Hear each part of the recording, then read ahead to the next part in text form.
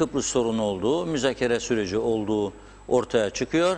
Tabii anayasada bazı başka etkiler var. Onlar kullanılır, kullanılmaz. Kimisi kullanır, kimisi kullanmaz. Bu ayrı bir mesele ama toplumlar arası müzakereler başladığı zaman yetki Cumhurbaşkanı'nda oluyor ve dolayısıyla Kıbrıs Türk toplumunu dış temaslarda ve dediğim gibi müzakere sürecinde Cumhurbaşkanı temsil ediyor.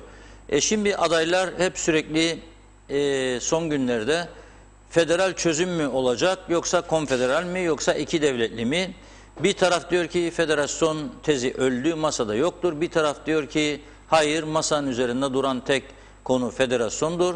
Bir taraf diyor ki Rum tarafı Crans-Montana da bunu kaçırdı. Dolayısıyla bundan sonra biz farklı konuları konuşuruz. İki devletli veya konfederal çözüm. Şimdi tabii tam net olarak anlamamız için farklı görüşlerin bir araya gelerek bunu tartışması gerekirdi. Biz de bunu düşünerek bu akşamki bu programı organize ettik. Hemen sol başımda Sayın Hasan Taçoy, Ekonomi Bakanı, ancak daha önce dış temaslarda çok bulunmuş, Dış İlişkiler Komitesi Başkanlığı yapmış birisi. İkinci konuğum ise Sayın Kutlay Erk. O da Cumhuriyetçi Türk Partisi kanadından Dışişleri Bakanlığı yapmış deneyimli bir siyasetçimiz. Dolayısıyla ikisiyle önümüzdeki süreçte ne olması lazım? Seçimlerden sonra müzakereler başlarsa federasyon mu, konfederasyon mu, iki devletlilik mi? Ağırlıklı olarak bunu konuşacağız. Ancak kısaca cevaplamaları üzere bir soruyu iki konumuza da sormak istiyorum. Cumhurbaşkanının görevi bu ülkede sadece müzakereler mi, yoksa Cumhurbaşkanı istediği takdirde iç siyasete de girebilir mi, etkili olabilir mi? Bu konudaki görüşlerinizi alarak başlamak istiyorum. Önce sizden Sayın Taçoy, sırayla gidelim. Evet, çok teşekkür ederim böyle fırsatı verdiğiniz için. Sevgili dostum, evet. Politikada yıllarca birlikte ama karşı taraflarda yer aldığımız, tabii Kutlay abimlerimden her zaman için abi olarak bahsederim. Kutlay Bey ile birlikte, evet, aynen öyle. Kutlay Bey ile birlikte böyle bir programı davet ettiğiniz için size çok teşekkür ederim. Buradan tüm halkımıza hayırlı akşamlar dilerim. Cumhurbaşkanı görevleri nedir? Cumhurbaşkanı görevi daha fazla Kuzey Kıbrıs Türk Cumhuriyeti'nde Cumhurbaşkanı'nın görevi temsiliyettir. Bunu ben her yerde söylerim. Temsili bir görev. Dış temsiliyet. Her türlü temsiliyettir. Her türlü. Bizim anayasamıza göre Cumhurbaşkanı meclisin yapmış olduğu ve halkın yaşanması gereken şartlar arasında en iyisini yakalayabilmesi için hükümetlerin yaptığını bir yerde denetim mekanizması olarak da kullanılan bir makamdır. Ve bu denetim mekanizmasını ve gördüğü yerde sıkışıklığı, bakanlar kuruluna başkanlık etmesi gibi olaylar da beraberine getirir. Tabii Kıbrıs meselesinden dolayı, Kıbrıs meselesinin olağan durumundan dolayı Cumhurbaşkanı görüşmecilik sıfatıyla da devam eder. Bu doğru mudur, yanlış mıdır? Başkanlık sistemi midir? Bu yoksa dünya bunu böyle mi kabul eder?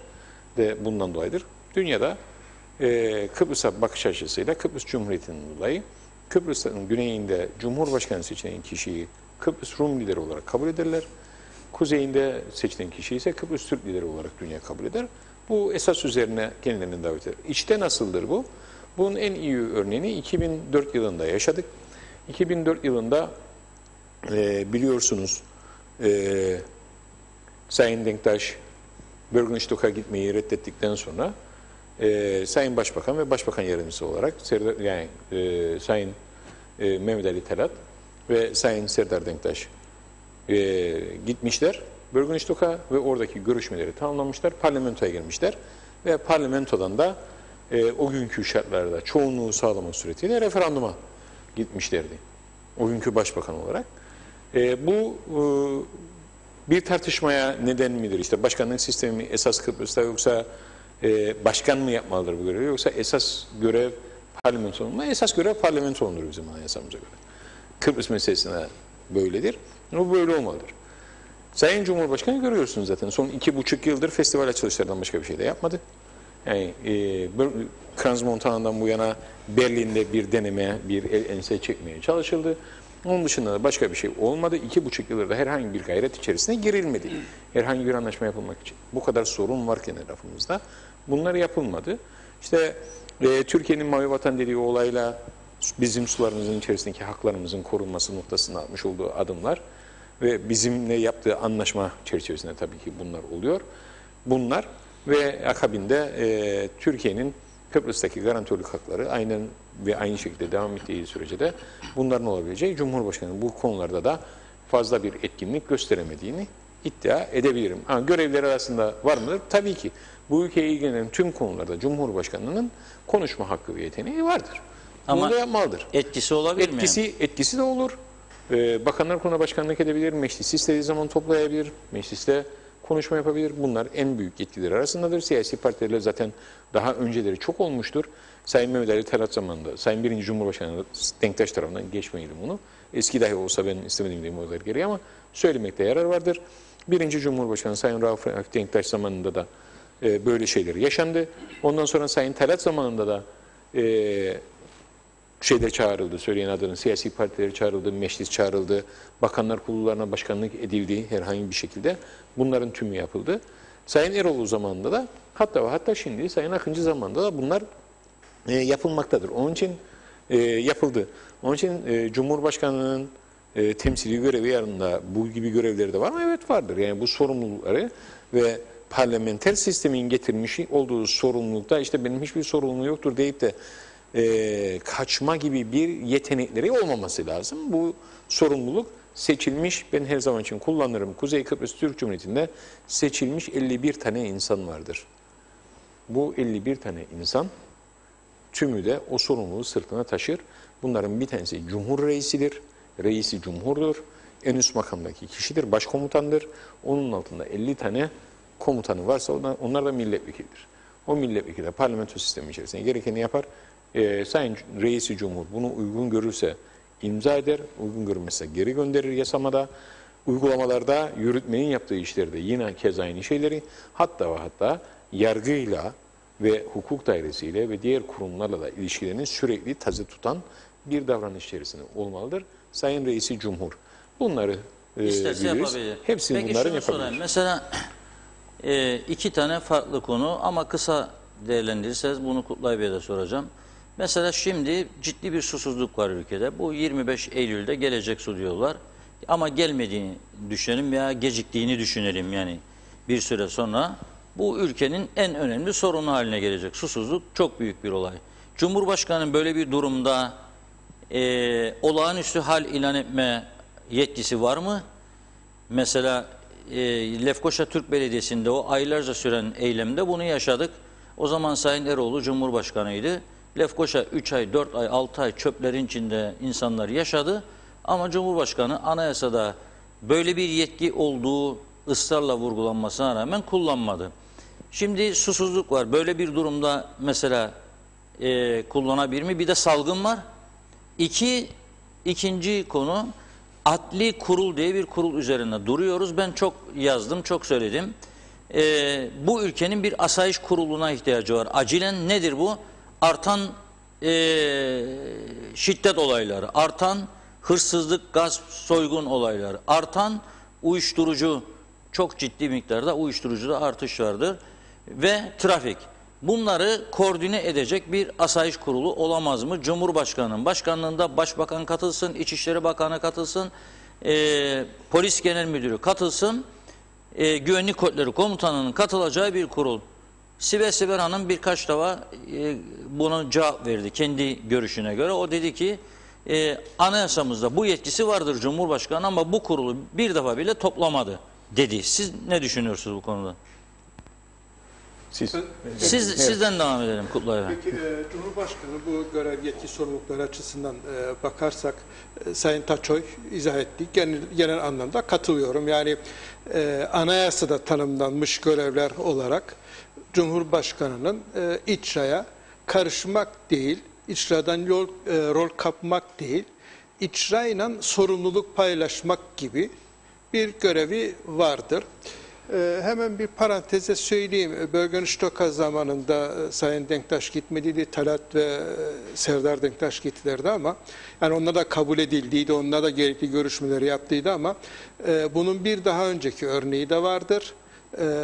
Bir defa da Tahsin Bey görevli olarak gittiydi Brüksel'e. Dolayısıyla burada nedir tılsım? Sayın Cumhurbaşkanı katılmadığı zaman beni temsilen şu geliyor dediğinde muhataplar kabul ediyor onu. Yani o dediğinde beni temsilen Reşat Akar'ı gönderiyorum diyorsa muhataplar evet Reşat Akar'ı muhatap olarak görüyorlar. Ondan dolayı o olabilir ama esasında Sayın Taç'ın da dediği gibi uluslararası siyaset Kıbrıs'ta iki seçilmiş lider görür toplumların. Bir Rum tarafında seçilmiş lider, bir Türk tarafında seçilmiş lider olarak. Onun dışındakileri o kapasite eğer yetkilendirmediyse kabul etmiyor diyelim. Cumhurbaşkanının iç konularda yapabileceği birçok şey vardı. Bakanlar Kurulu'na evet gidip başkanlık edebiliyor. Ve keşke bunu Cumhurbaşkanı hükümetle konuşsa, bütün cumhurbaşkanları ve bundan sonrası için söylüyorum, konuşsa hükümetle ve dese ki örneğin 3 ayda bir beraber toplanacağız ama konu vardır ama yoktur. 3 ayda bir programlı toplanacağız dese ve o 3 ay içerisinde de Cumhurbaşkanı kendi de ülkenin bazı konularını, sorunlarını çalışsa, kendi ekipleriyle beraber bunları çalışsa ve bu konuları hükümete sunsa, dese ki bu konularda ülkede böyle konular var, böyle potansiyel vardır, böyle eksikler vardır, böyle artıklar vardır. Benim böyle bir çalışmam vardır. Size veriyorum, değerlendirin ve bunu kullanın. İcra makamı değildir.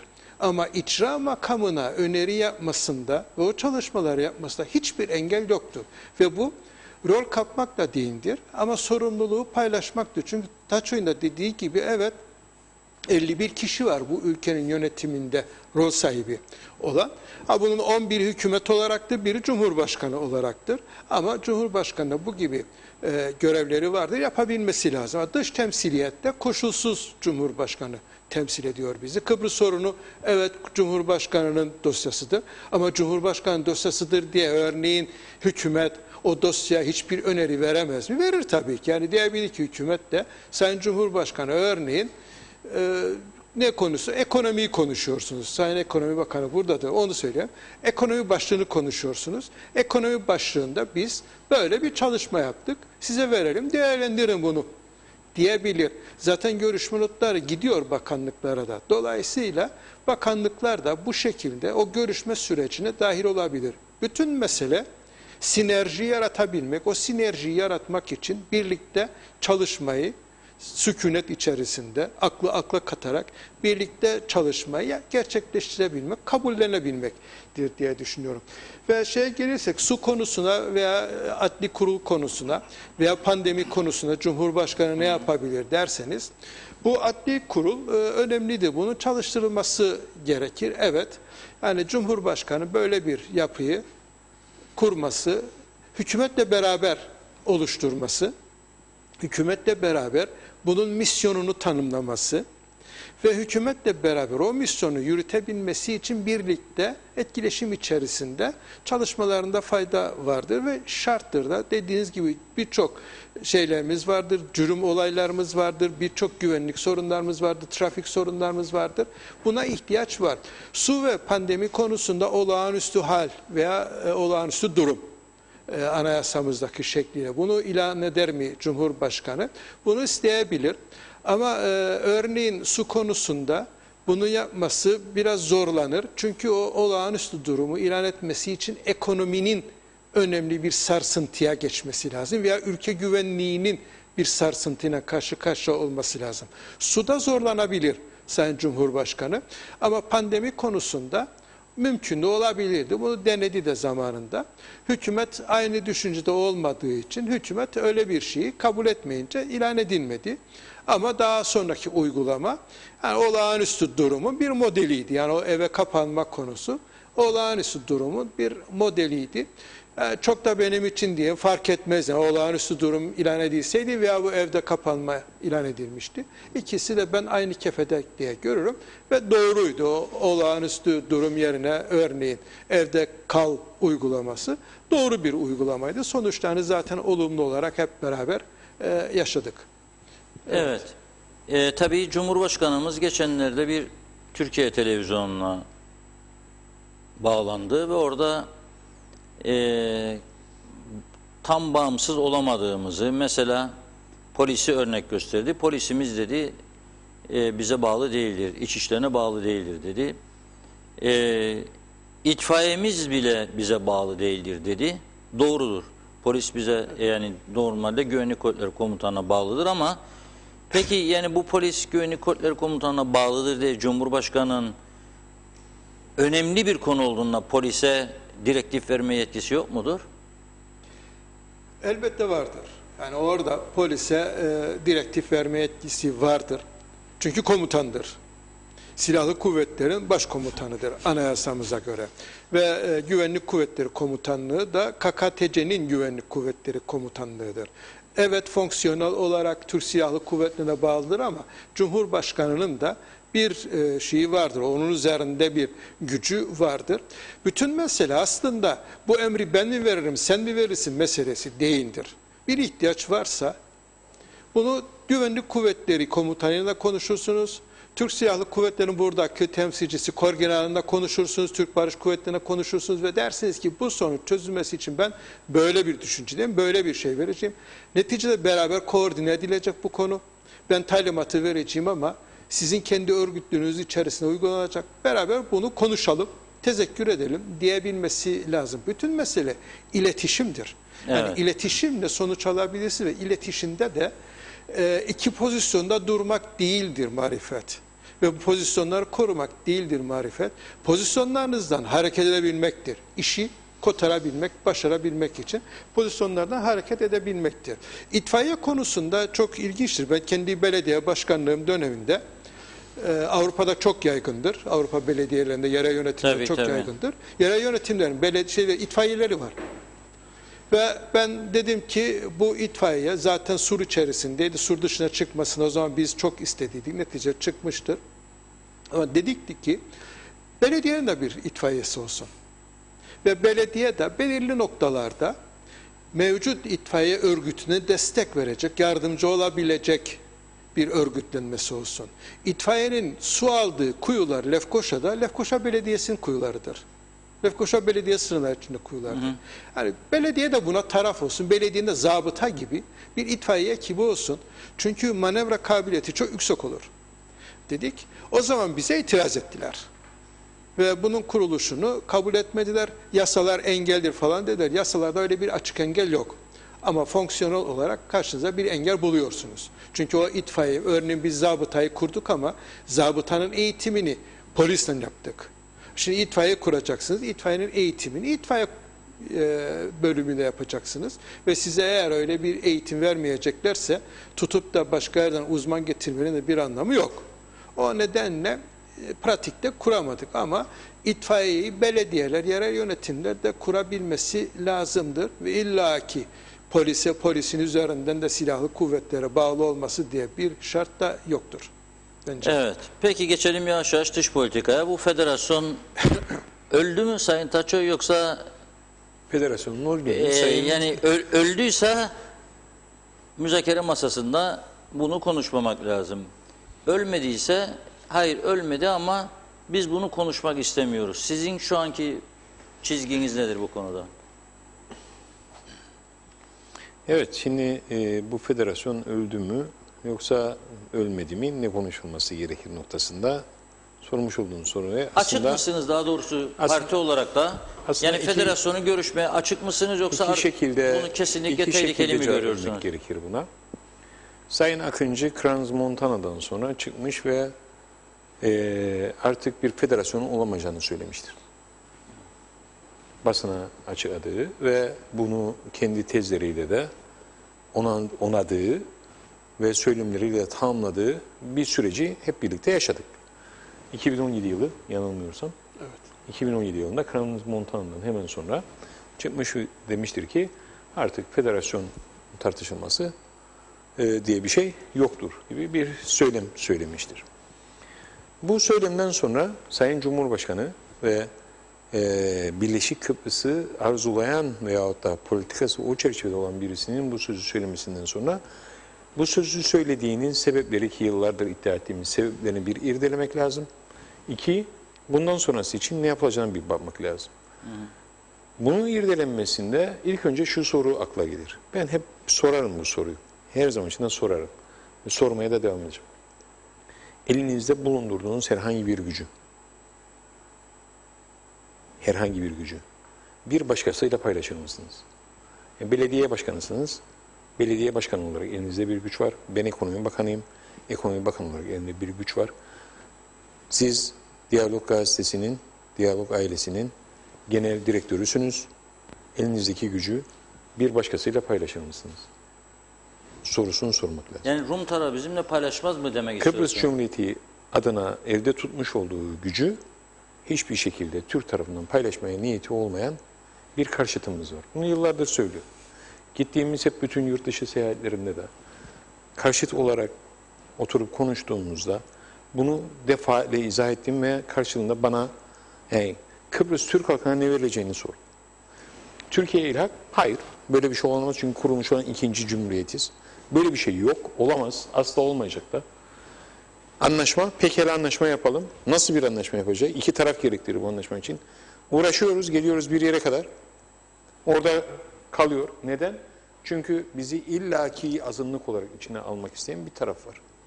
Hal böyle olunca 3. safhaya geçiyoruz ve diyoruz ki yani bir cumhurbaşkanının söylemi, 2 gücü paylaşır mıyız? 3 şunu söylememiz gerekir ki Kıbrıs halkı gerçekten bu ada içerisinde nasıl yaşamak ister? Federasyon mu kurarak yaşayacak? Bunun içerisinde 2 devletlilik esası olacak mı? Ve federasyon görüşmeleri yapılacaksa eğer devletten devlete mi yapılacak? Ki federasyon görüşmeleri mutlaka ki 2 devlet arasında yapılması lazım. Bunca zaman öyle mi oldu? Hayır, olmadı.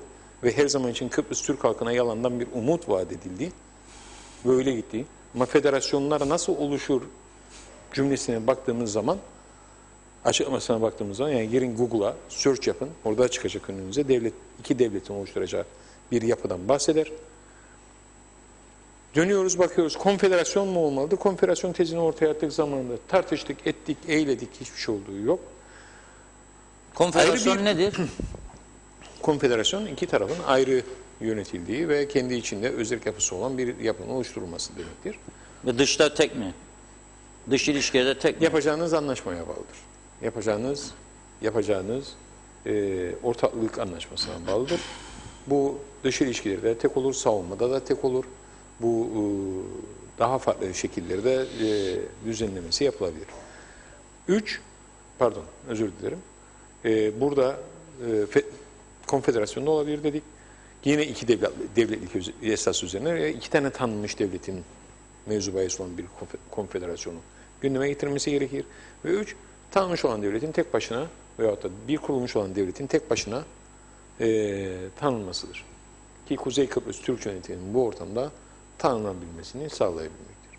Bizim esas teklifimiz KKTC'nin Kuzey Kıbrıs tanınması. Türk Cumhuriyeti'nin tanınmasıdır. Var mı böyle bir ihtimal? Şimdi biz ihtimallere inanmazsak ve Yani olmadı Siz- bu kadar zamanla onun için ben esnaf çocuğuyum. Ben çarşıdan 83'ten beri yetişmeyeyim. olmadı bu. Kulağımda esnaf çocuğudur. Pazarlığa gittiğiniz zaman ben en üstten başlarım. Eğer pazarlık eden bir müşterim varsa karşımda ben en üstten başlarım. Olmayacak rakamdan başlarım. Eğer bunu kabul ettirebilirsem karlı çıkarım. Ama siz eğer kendi bulunduğunuz çıtayı aşağı çekecekseniz ve federasyonu aşağıda tartışacaksanız siz azınlık olmayı da tartışabilirsiniz günün sonunda. Benim iddiam şudur. Ben Kuzey Kıbrıs Türk Cumhuriyeti Devleti'yim. Bu devlet şaka olsun diye kurulmadı. Ve bununla da gurur duyarım. KKTC vatandaşı olmaktan da gurur duyarım. İster adına bazısı Muz Cumhuriyeti desin, ister adına bazısı bilmem ne Cumhuriyeti desin. Bu devlet vardır ve bu devletten hepimiz bir nema alıyoruz. Bir şekilde nemalanıyoruz. 40 kusur yıldır bu topraklar üzerinde bir hayat sürdürüyoruz. Bugün 74 sonrası doğan çocuklar hiçbiri Güney'i bilmez. Onların ayrı bir nesil geliyor. Yani 4. bir jenerasyon geliyor. Bu 4. jenerasyon hiç bilmeyecek. Yani bundan 10 yıl sonra Güney'le olan bağımlılığını hiçbir şekilde bilmeyen bir jenerasyon daha gelecek. Yeni bir jenerasyon daha gelecek. Farklı bir jenerasyon daha gelecek. Bunun tabii sosyal mühendislik harikaları birçok şeyleri yaratır dünyada. Bunun o sosyal mühendisliği nereye götürüleceğini ben göremem şimdiden. Ancak inancım şudur ki biz kendi kurulmuş olan devletimiz Kuzey Kıbrıs Türk Cumhuriyeti'ne sahip çıkacak ve onların haklarını ileriye taşıyabilecek olan tüm yapıyı kurmamız lazım. Yani Baba Denktaş'ın zamanında dediği toprak konusunu global bir anlayışla çözelim dediği noktada o global anlayışın ne demek olduğunu yarın gelecek olan çocuklar çok daha iyi anlayacaklar. Bizim anladığımızdan. Yarın yetişecek olan 4. nesil çocuklar çok daha iyi anlayacaklar. Neden? Çünkü o bireysel hakları ve geçmişten gelen o yükümlülükleri o gün dahi tartışır pozisyonda olmak istemeyecekler. Keşke bu global olarak çözülseydi zamanında diyecekler. Baktıklarından tarih kitaplarına. Bunu yapmayanlar yani bizleri suçlayacaklar. Peki ama şimdi bir süreç var. 11 Ekim'i bekliyor Avrupa Birliği, Birleşmiş Milletler Hiç Genel 11 Ekim'i Sekreteri. beklemiyor. Hiç 11 Ekim'i beklemiyorum. Çok Diyor özür dilerim. seçim olsun da beşli konferans daveti düşünüyorum diyor Genel Sekreter. Ve bu Kran Montana'da bırakıldığı yerden başlarsa ve siz Ersin Bey de kazandı Ulusal Birlik Partisi'nin genel başkanı olarak nasıl bir tavır izleyeceksiniz? Devam mı Kran Montana? Siz geleceğim Kutlay Bey'e. Geleceğim. Evet. Sizden devam edeyim de Kutlay Bey'e geleceğim. Evet. Siz bundan devam etmeyi düşünür müsünüz yoksa o zaman? Şimdi bir daha deneyelim falan mı diyeceksiniz yoksa hayır arkadaş biz şimdi durdurduk bunu devletten devlete görüşelim mi? Ben partinin içerisinde yapılan tartışmalarda söylediğim bazı şeyler var. Burada hiç çekinmem bunu söylemekten. Açık açık da söyleyeceğim. Ancak şunu söyleyerek başlamak isterim. Müsaade ederseniz bana. Bugün bu Güneydoğu Akdeniz'de fırtınalar koparan ve ortalığı bir yerde karıştıran bir tavır vardır. Bu tavır kimisine göre Türkiye tarafından yapılıyor, kimisine göre ise Güney Kıbrıs Rum yönetimi, Yunanistan ve Rum tarafı veya Fransa tarafından yapılıyor. Ben 2006 yılında şunu gördüm ve şunu izledim ki Fransa geldi ve Güney Kıbrıs Rum yönetimiyle ikili bir doktrin imzaladı. Bir askeri doktrin imzaladı. 2006 yılında.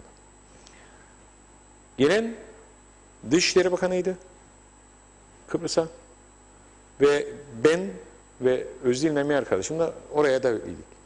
Bu olay olduğunda biz orayı terk ettik. Söyledik Sayın Büyükelçi'ye, Fransız Büyükelçisi'ne ve orayı terk ettik. Bizim davetli olduğumuz yerde böyle bir şeyin olmasına biz şahitlik edemeyiz dedik, ayrıldık. Çünkü Kıbrıs meselesinde iki tarafı bağlayan bir anlaşma vardır orada. Savunma anlaşması.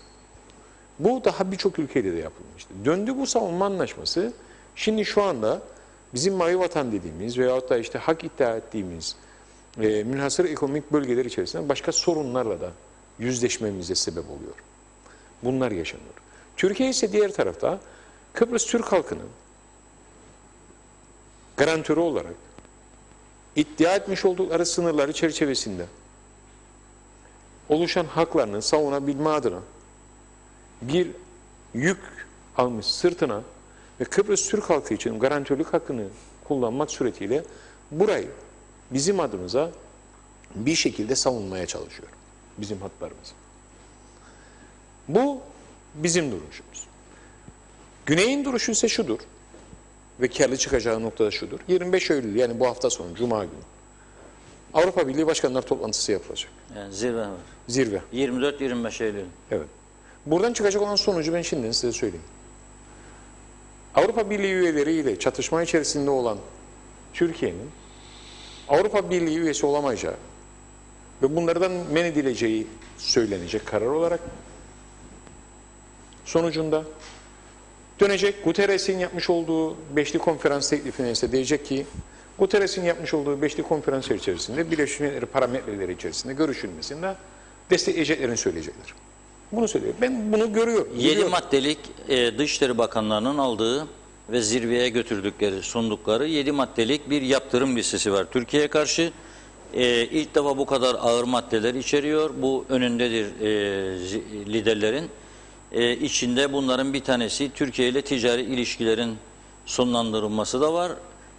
Türkiye bankalarına AB üyesi ülke bankalarının kredi vermesinin durdurulması gibi de şartlar var. Çok ağır şartlar var içerisinde. Ama bugün Rum basınına yansıyan son haberlere göre Avrupa Birliği özellikle şu an lider pozisyonunda olan Almanya Buna karşı yaptırımlardan yana değil, diyalogdan yanadır. Yani Türk-Yunan diyaloğunun başlamasından yanadır. öncesinden de öyleydi. Hala Evet. da öyle ama Dolayısıyla sonucunda- benim anladığım siz bu konuda yani federasyon tezini yürütmeyi istemiyorsunuz parti olarak. Bitirebilir miyim ben? Tabii. Çok özür dilerim sizden. Bitirebilir miyim? Bu sonuç çıkacak. 11 Ekim'de seçimlerimiz olacak Allah nasip ederse. Bitecek. 11 Ekim'de bitmezse 18 Ekim'de bitecek sonuçta. Nihayetlenecek. Eğer Ersin Tatar kazanırsa diye bir soru sordunuz. Eğer Ersin Tatar kazanırsa şunu bilin ki Ersin Bey'in yapacağı ilk işlerden bir tanesi Sayın Guterres'e mektubunu yazmaktır. Ve görüşme talebini, Kıbrıs meselesinin görüşme talebini yenilemektir. Bu görüşme talebi ilk önce Mavi Vatan diye iddia edilen sularda ve münhasır ekonomik bölge içerisindeki anlaşma olmadan herhangi bir şekilde masaya oturulmanın doğru olmayacağını, çünkü Kıbrıs meselesiyle aynı veyahut da Kıbrıs meselesinin içerisindeki müzakere konularından bir tanesi olmadığını izah eden bir mektubun kendisine yazılması gerekmektedir. Eğer gelin Mavi Vatan'ı çözelim, Mavi Vatan'ı çözdükten sonra bu kargaşayı ortadan kaldırdıktan sonra Kıbrıs meselesi konuşulur. Kıbrıs meselesinin kriterlerini de koyarız. Güney Kıbrıs Rum yönetimi nasıl dedi ki garantörlüğü görüşmek için sadece gelirim Kran-Montana'ya, garantörlüğü görüşmek için gelirim sadece Berlin'e. Sen de dersin ki ona göre şartlarını koyarsın. Ben de bu mesele kalktıktan sonra iki devlet esası üzerinden görüşmeye hazırım dersin. Görüşmeye başlayın. Kabul ederse. Etmezse kendisi bilir. Yani Size göre Sayın Kutlayak, federasyon dışında bir ortam var mıdır Kıbrıs müzakereleri başlayacak olursa yani? Federasyon dışı bir seçenek söz konusu olabilir mi? Şimdi federasyon nereden çıktı? Federasyon 1958'lerde Londra-Zürich anlaşmaları yapılırken yani İngiliz sömürgesinden Kıbrıs Cumhuriyeti'nin bağımsızlığına geçen süreç içerisinde yapılan görüşmeler içerisinde federasyon Türk tezi olarak kondu. Türkiye'nin tezi olarak konuluydu. Ancak o günkü yapı içerisinde bölgesel bir federasyon mümkün olamadığı için 60'ta varılan anlaşma fonksiyonel federasyon olarak isimlendirildi. Ondan sonra süreç içerisinde bu fonksiyonel federasyon çalışmadığını gördük. Ve 63 olaylarını yaşadık, 74'e kadar dayandık. 74'ten sonraki süreçte Türkiye artık coğrafi federasyon kurmak mümkün olduğu için Türkiye coğrafi federasyonu savunur ve o tezi ileri götürür oldu. Ve bu tez Birleşmiş Milletler'de ilgi gördü ve Kıbrıs'ı iki tarafa bu tezle ilgili pozisyon soruldu. Ve Kıbrıs'ı Türk lider ile Kıbrıs'ı Rum lider bu tezi kabul etti. Kıbrıs'ı Türk lider tabii ki Sayın Denktaş'tı. Yani hiçbir zaman bir acı taviz demedi federasyon için. Hiç de kabul etmem böyle bir tezi de demedi ama savunmadı da. Ona federasyon soğuk kalmasına rağmen federasyonu red ve inkar eden bir tavır almadı. Rum tarafı ise hep bunu acı bir taviz olarak nitelendirdi. Dolayısıyla bir Türk teziydi, coğrafi federasyon olarak ve süreç içerisinde taraflar görüştüklerinde aslında bir taraf yani Rum tarafı kendi tezi olan üniter devlete daha yakın olmak üzere merkezi hükümetin güçlü olduğu bir federal yapıyı istedi.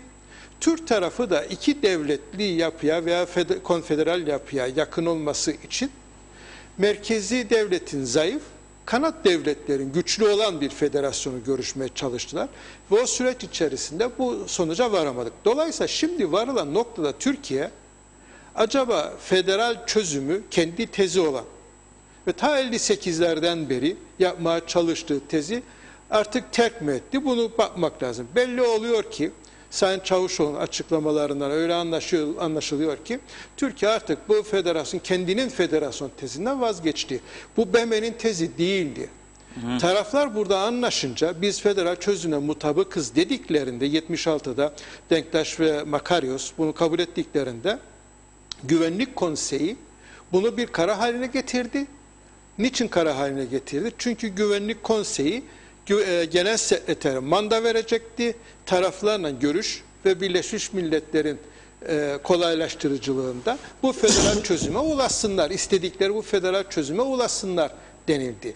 Yani BM ölçütleri dediğimiz konu aslında BM'ye Kıbrıs'ı taraflar tarafından verilmiş ölçütlerdi. Ölçütlerin tasarımcısı da Türkiye'ydi. Şimdi süreç içerisinde buna ulaşılamadı ve biz hep yani BM ister, BM ister diyoruz ama BM değil. Yani siz istiyorsunuz ve ben bunu yapıyorum dedi. Şimdi biz federasyonu görüşmezsek ne olur? Birleşmiş Milletler Genel Sekreterinin görüşmelere kolaylaştırıcılık yapacağı, ev sahipliği yapacağı bir başka karar yok. Güvenlik Konseyi kararı bu. Dolayısıyla diyebilir ki size, siz başka bir şeyi görüşecekseniz bunu kendi aranızda görüşün. İşte İsrail, Mısır'ın yaptığı veya İsrail, Filistinlerin yaptığı gibi siz kendi kendinize görüşün. Bize ihtiyacınız yok. Çünkü bizim öyle bir mandamız yok. Eğer biz dahil olacaksak veya biz bu görüşmeleri organize edeceksek, bizim çatımızda yapacaksanız, bizim bulunduğumuz bir masada görüşecekseniz tek konu vardır, federal çözümdür. Bu federal çözümün nasıl olacağı içerisinin ayrıntısını siz anlaşacaksınız der. Ve dünyada da işte federasyon budur dediğiniz bir federasyon yok. Çok çeşitli federasyonlar vardır. Her ülke kendine özgü koşullarına göre tasarladığı federal yapılar vardır.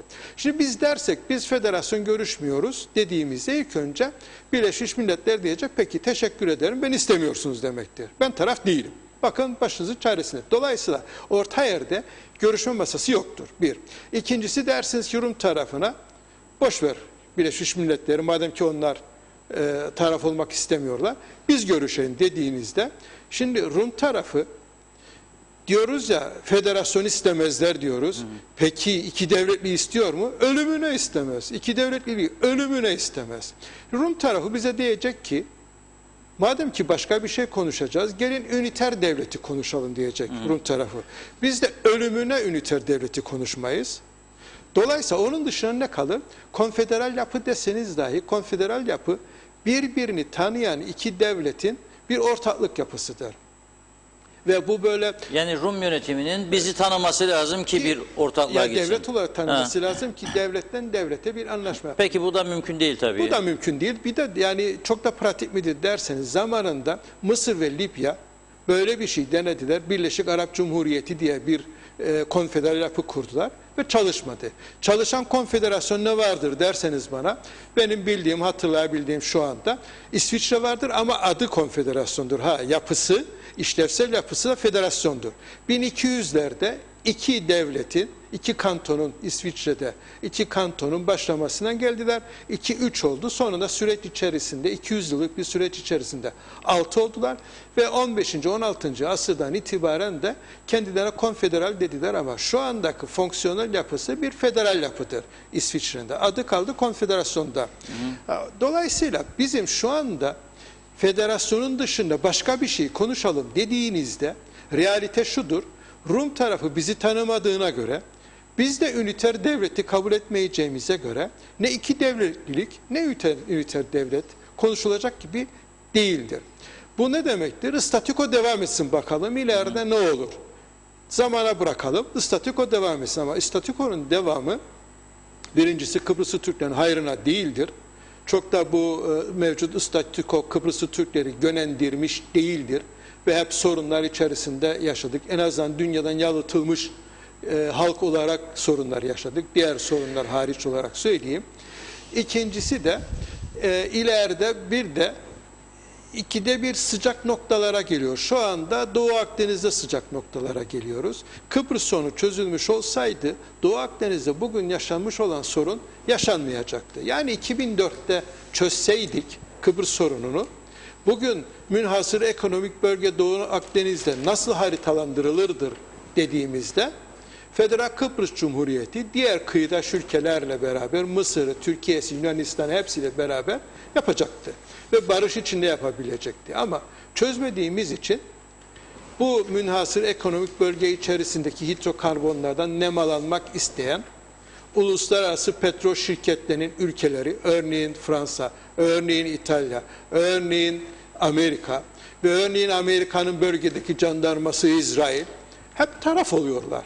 Ve hepsi de Türkiye'yi yalnızlaştırıp zayıf buldukları ve istedikleri kararları uygulatabilecekleri Rum tarafı Yunanistan'dan bu haritalandırmayı yapıyorlar. Ama Kıbrıs'ın çözülseydi bu olmayacaktı. Dolayısıyla bizim masada federasyondan başka konuşabileceğimiz bir şey yoktur.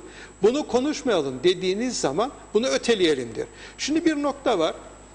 Evet, öteleyelim. Yani bu görüşmeleri öteleyelim ve ilk önce hidrokarbonları çözelim diyorlar. Evet. Aslında Mesela Kudret Bey son zamanlarda onu söylüyor. Kudret Bey bunu söylüyor. Türkiye'nin de stratejisi, ona da girebilirim. Türkiye'nin de stratejisi ilk önce bu hidrokarbonlarda manzara belli olsun, sonuç belli olsun. Ondan sonra ben Kıbrıs sorunu çözümünde her türlü kolaylaştırıcı, katkıyı, katılımcılığı yaparımdır bana göre stratejisi. Ama Kıbrıs sorunu çözmediğimiz sürece bileceğiz ki Yunanistan ve Kıbrıs Cumhuriyeti diye Kıbrıs Rumların müttefik kurma kapasiteleri daha fazladır. Çünkü diğer güçler kolayca onları etki altına alabiliyorlar. Yani sırtımı sıvazla sırtını sıvazlayın meselesi değil. Nitekim aldı değil mi? Evet. Yani mesela Mısır'la 3 anlaşma yaptı. Mısır, Yunanistan, Güney Kıbrıs, İsrail'le yaptı. Evet. Fransa'yla yaptı. Neyden yapabildi? Birincisi Avrupa Birliği'ni kullanır gibi oldu ama Avrupa Birliği'nin bazı üye ülkeleri Kıbrıs'ı ve Kıbrıs Cumhuriyeti'ni kullanır oldu ve Yunanistan'ı kullanır oldular. Halbuki Kıbrıs'ı onu çözseydik hiç kimsenin Kıbrıs'ı kullanma kapasitesi olmayacaktı bir. İkincisi de Kıbrıs'ı kullanmak isteyenlere Türkiye de ortak olacaktı. Çünkü o zaman Kıbrıslı Türkler de federal devlette etkin ve fiili katılımı vardı. Dolayısıyla eğer bir Eni Total'a lisans verecekseydiniz TPA'ya da lisans vermek mümkün olabilecekti. Bir ihale olacaksaydı TPA'ya da katılabilecekti ki şimdi Türkiye'nin kendi sondaj gemileri vardır. Dolayısıyla Türkiye çok daha rahat o ihalelere katılabilecek idi. Onun için bize göre masada federasyon vardır, başka bir şey yoktur. Rum tarafını ikna edeceksiniz, sizi tanısın diye kabul edecek. Gideceksiniz Birleşmiş Milletler'den tanınmayı çıkaracaksınız. Gideceksiniz Avrupa Birliği'ne beni de üye yapın diyeceksiniz. O da size diyecek ki dur bakalım akşamdan sabaha üye olunmaz. Bir harmonizasyon süreci vardır. Her ülke üye olacağında 3-5 sene ister en azından. Tanınmamış bir ülkeye başvurabilir mi abi? Tanınmak mümkün değil. Hiç mümkün değildir. Tanınacaksınız, sizi Birleşmiş Milletler tanıyacak. Daha ondan sonra Avrupa Birliği'ne üye olmaya müracaat edeceksiniz. O da size dur senin yapıyı bir harmonize edelim de ondan sonra dediğinde koyun önünüze en az 5 yıl, hele bizim yapımız koyun önünüze en az 5 yılı. Dolayısıyla böyle yani biz bunu da isterik, onu da isterik de olmuyor. Masada federasyon var. Federasyonda epey de yol alınmıştır.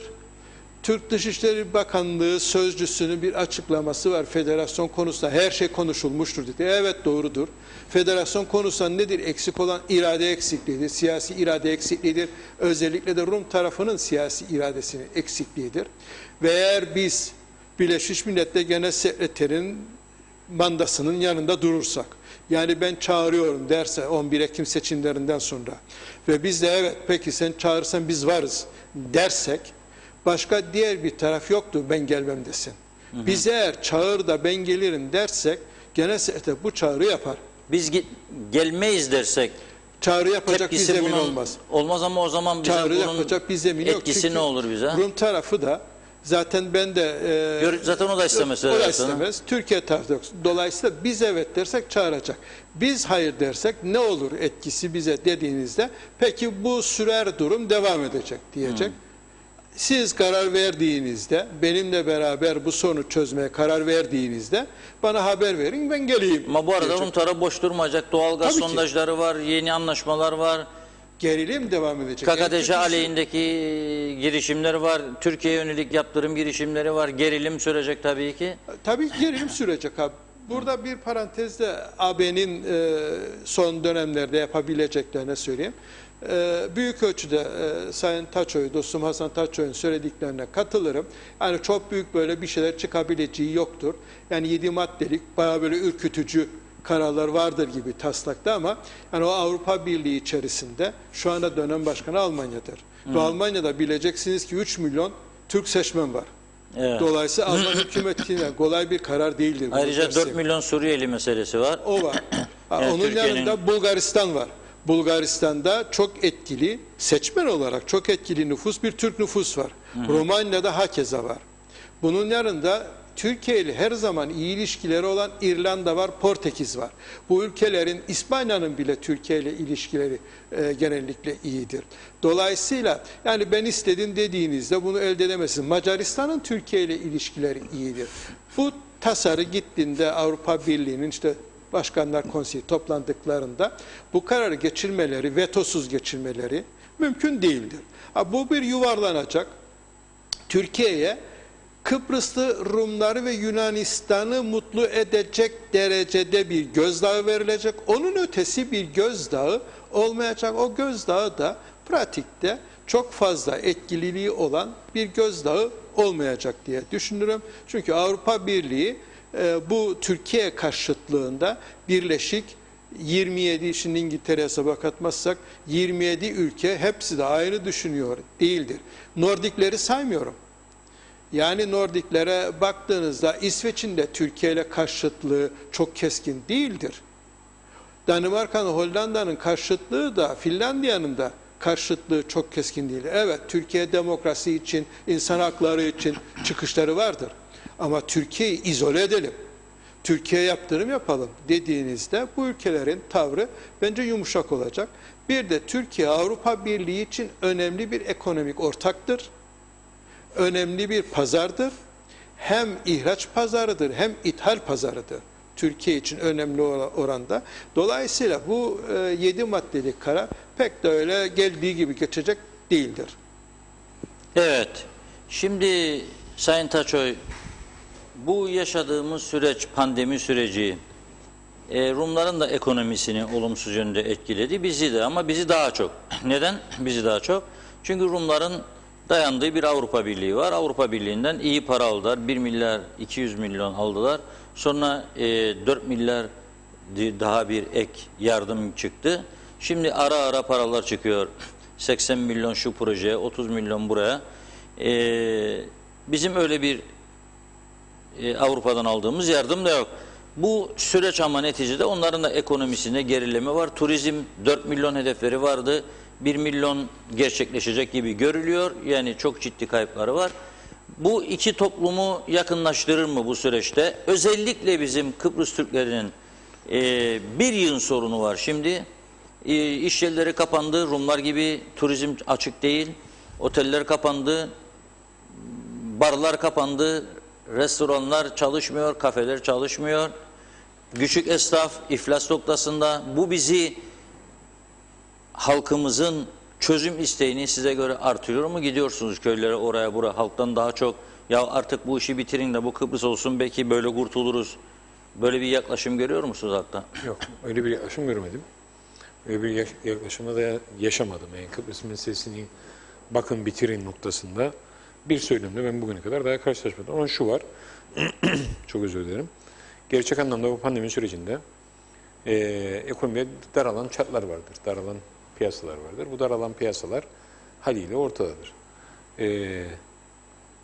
Düne kadar ben bunun tabii ki sağlık her zaman için ön planda gider noktasında yapmış olduğumuz hareketlerle 14 Mart'la 1 Temmuz arasında yapan çalışmalarımızda hepsini gösterdik ve dedik ki evet, çatlar daralmasına rağmen biz bazı şeyleri götürmeye çalışalım ve işte piyasaları biraz olsun hareketli kılmaya çalıştık. Ondan sonra daha fazla genişlettik ve aniden bu genişletmeleri çok büyük tartışmalarla, açılımları çok büyük tartışmalarla yaparken aniden bir gün, işte 2 hafta önce pazartesi günü ki 3. bir paketi, 3. bir yaptırım veyahut da bir yardım, bir soluk alma, daha fazla bir soluk alma paketini açılmaya çalışırken ve bunun içinde arkadaşlarımızla toplantı yapıp onlara izah etmeye çalıştığımız bir noktada basında bir haber okudum ve dedim ki vay halimize.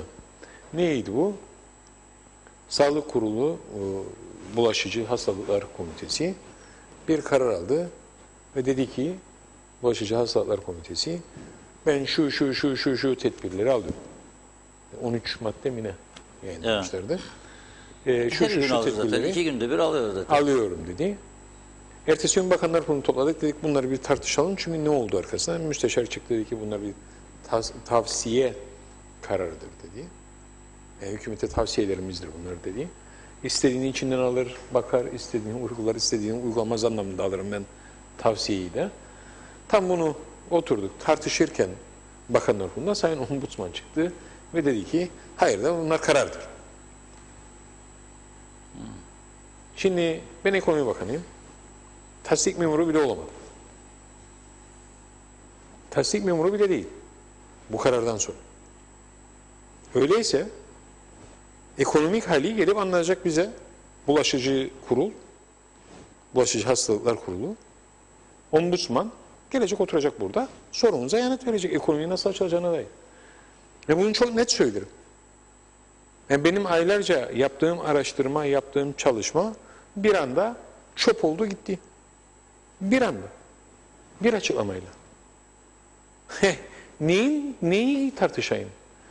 Hangi ekonomi pozisyonu tartışayım? Yani kamunun gelirleri kendi başına olmaz ki. Kamunun geliri de ekonominin paydaşlarından bir tanesi olarak ekonominin büyüklüğünden gelir. Ekonomi büyüdük sonra kamunun geliri de büyüyecek, daraldık sonra daralacak. Sen şimdi kamudan birçok şey bekleyin ama kamu sana bunu verme imkanı yok. Neden? Çünkü kıstın, kapattın. Zaten daralan piyasalar vardı. Sen bunu bir o kadar da daralttın. Yani bu Ve ekonomi nitekim, kurulu size hiç danışmıyor mu Ekonomi Bakanı olarak? Böyle bir kararlar alıyoruz. Bunu nasıl etkileyecek? Bana hiç kimsesi üf bile demedi. Ve Ne aldığınız bana ne başkasına. Ne de Maliye Bakanı onu da söyleyeyim. Yani. Ne de Maliye Bakanı. O da demedi. Yani. Ve ben burada tamamen çıkmazın içerisinde bulduk ve elimizde yapmış olduğumuz çalışmayı bir kenara ettik. Şimdi başka bir şey yapmaya çalışıyoruz. Bu gelişine göre bir şey yapmaya çalışıyoruz. Bu Yeni bir şey öğretmeye çalışıyoruz. müthiş bir itiraftır ama bu sizin Bu söylediğiniz. itiraf değil, bu bir gerçek. ekonomi Ben bunu bakanı ilk diyor kez ki ben söylemiyorum. bir tasdik memuru bile değilim şu anda. Ben bunu gerçek olduğu için söylüyorum.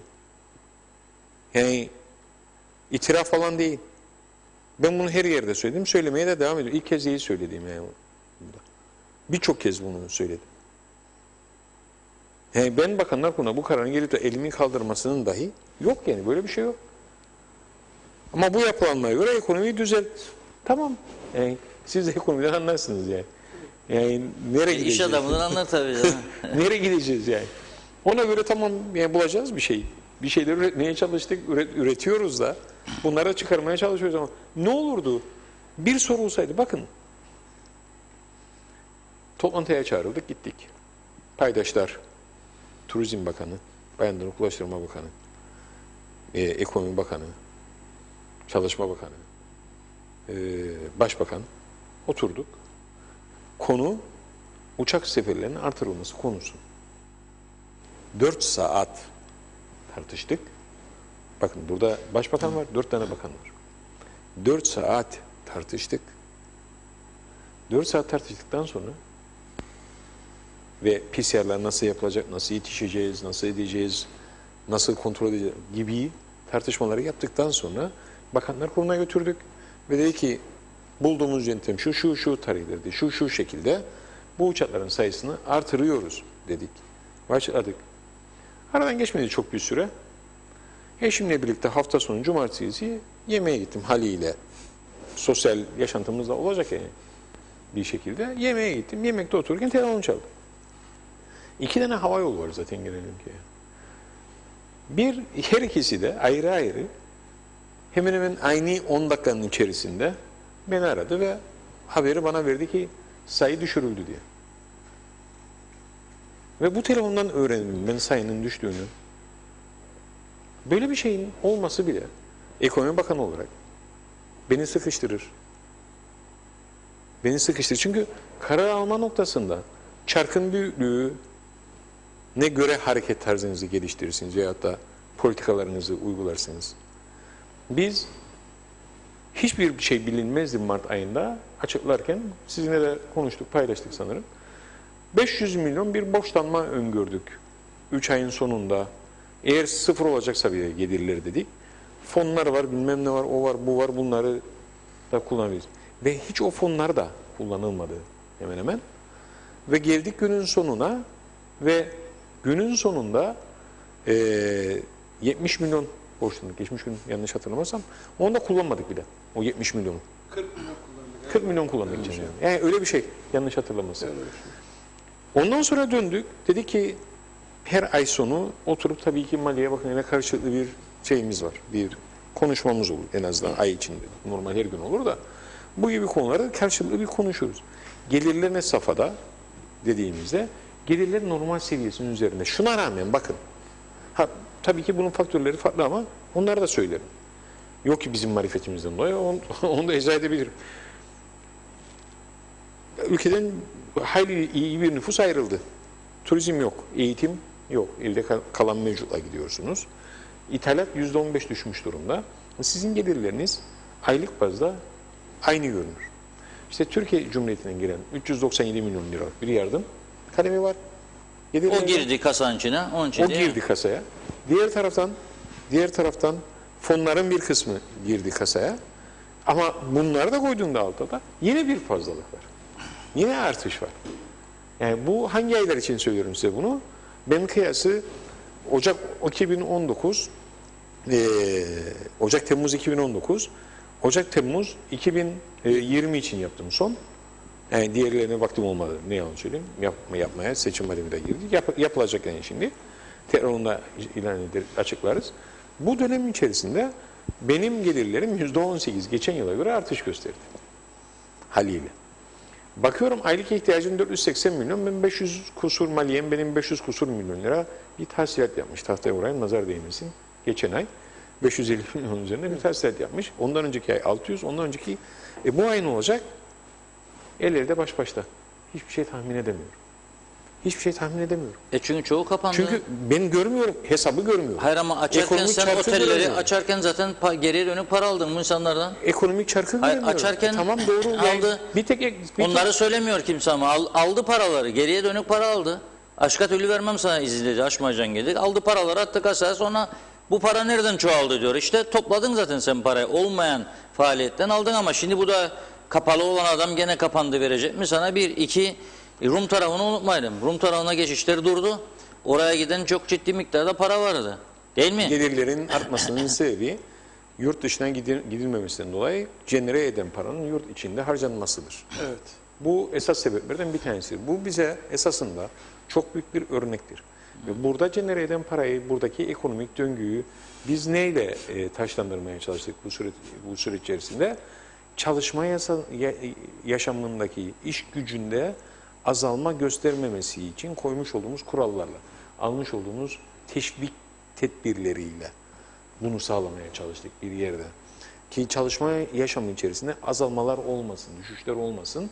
Çalışan insan sayısı belli bir miktarda olursa eğer, bu çalışan insan sayısının yapacağı ve çarpan etkileriyle piyasaya yansıtacağı ekonomik gelirlerine karşılığı muhakkak ki artı olur dedik ve onun üzerine durduk. Yani iş gücünün devamını sağlayacak faktörleri konuştuk. Yine şimdi şu anda bunu konuşmam lazım.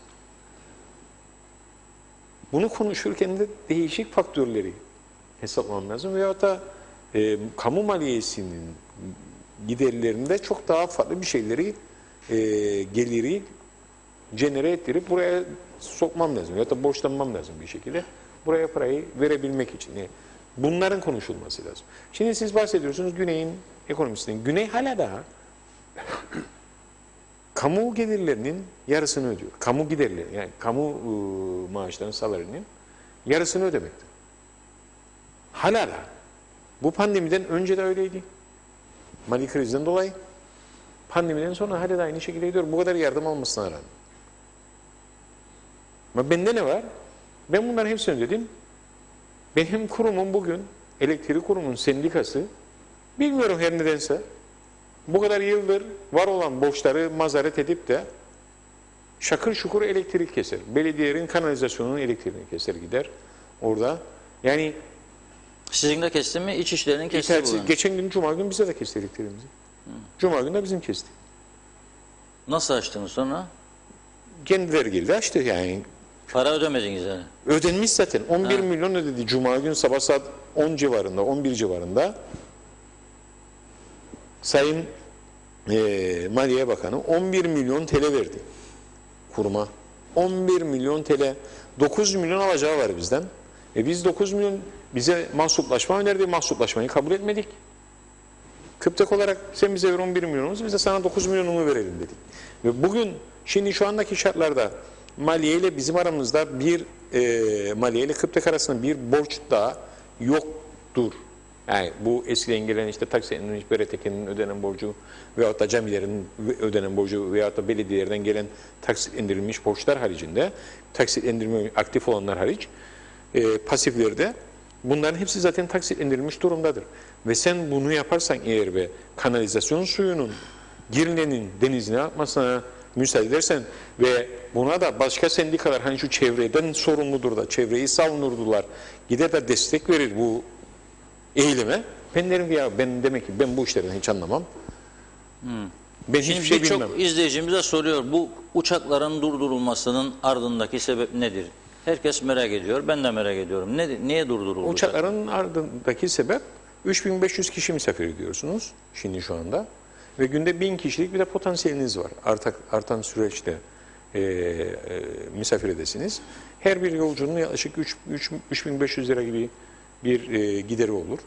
Yaklaşık 2500 mi 3000 tam olarak bilmiyorum, hatırlamadım. Şimdi şu anda aklıma gelmedi. 3000 lira diyelim. Bir gideri vardır her yolcunun günlük olarak. Karantina dönemi içerisinde. Ve devlet olarak siz bunu ödeyeceksiniz. Ne kadar ödersiniz?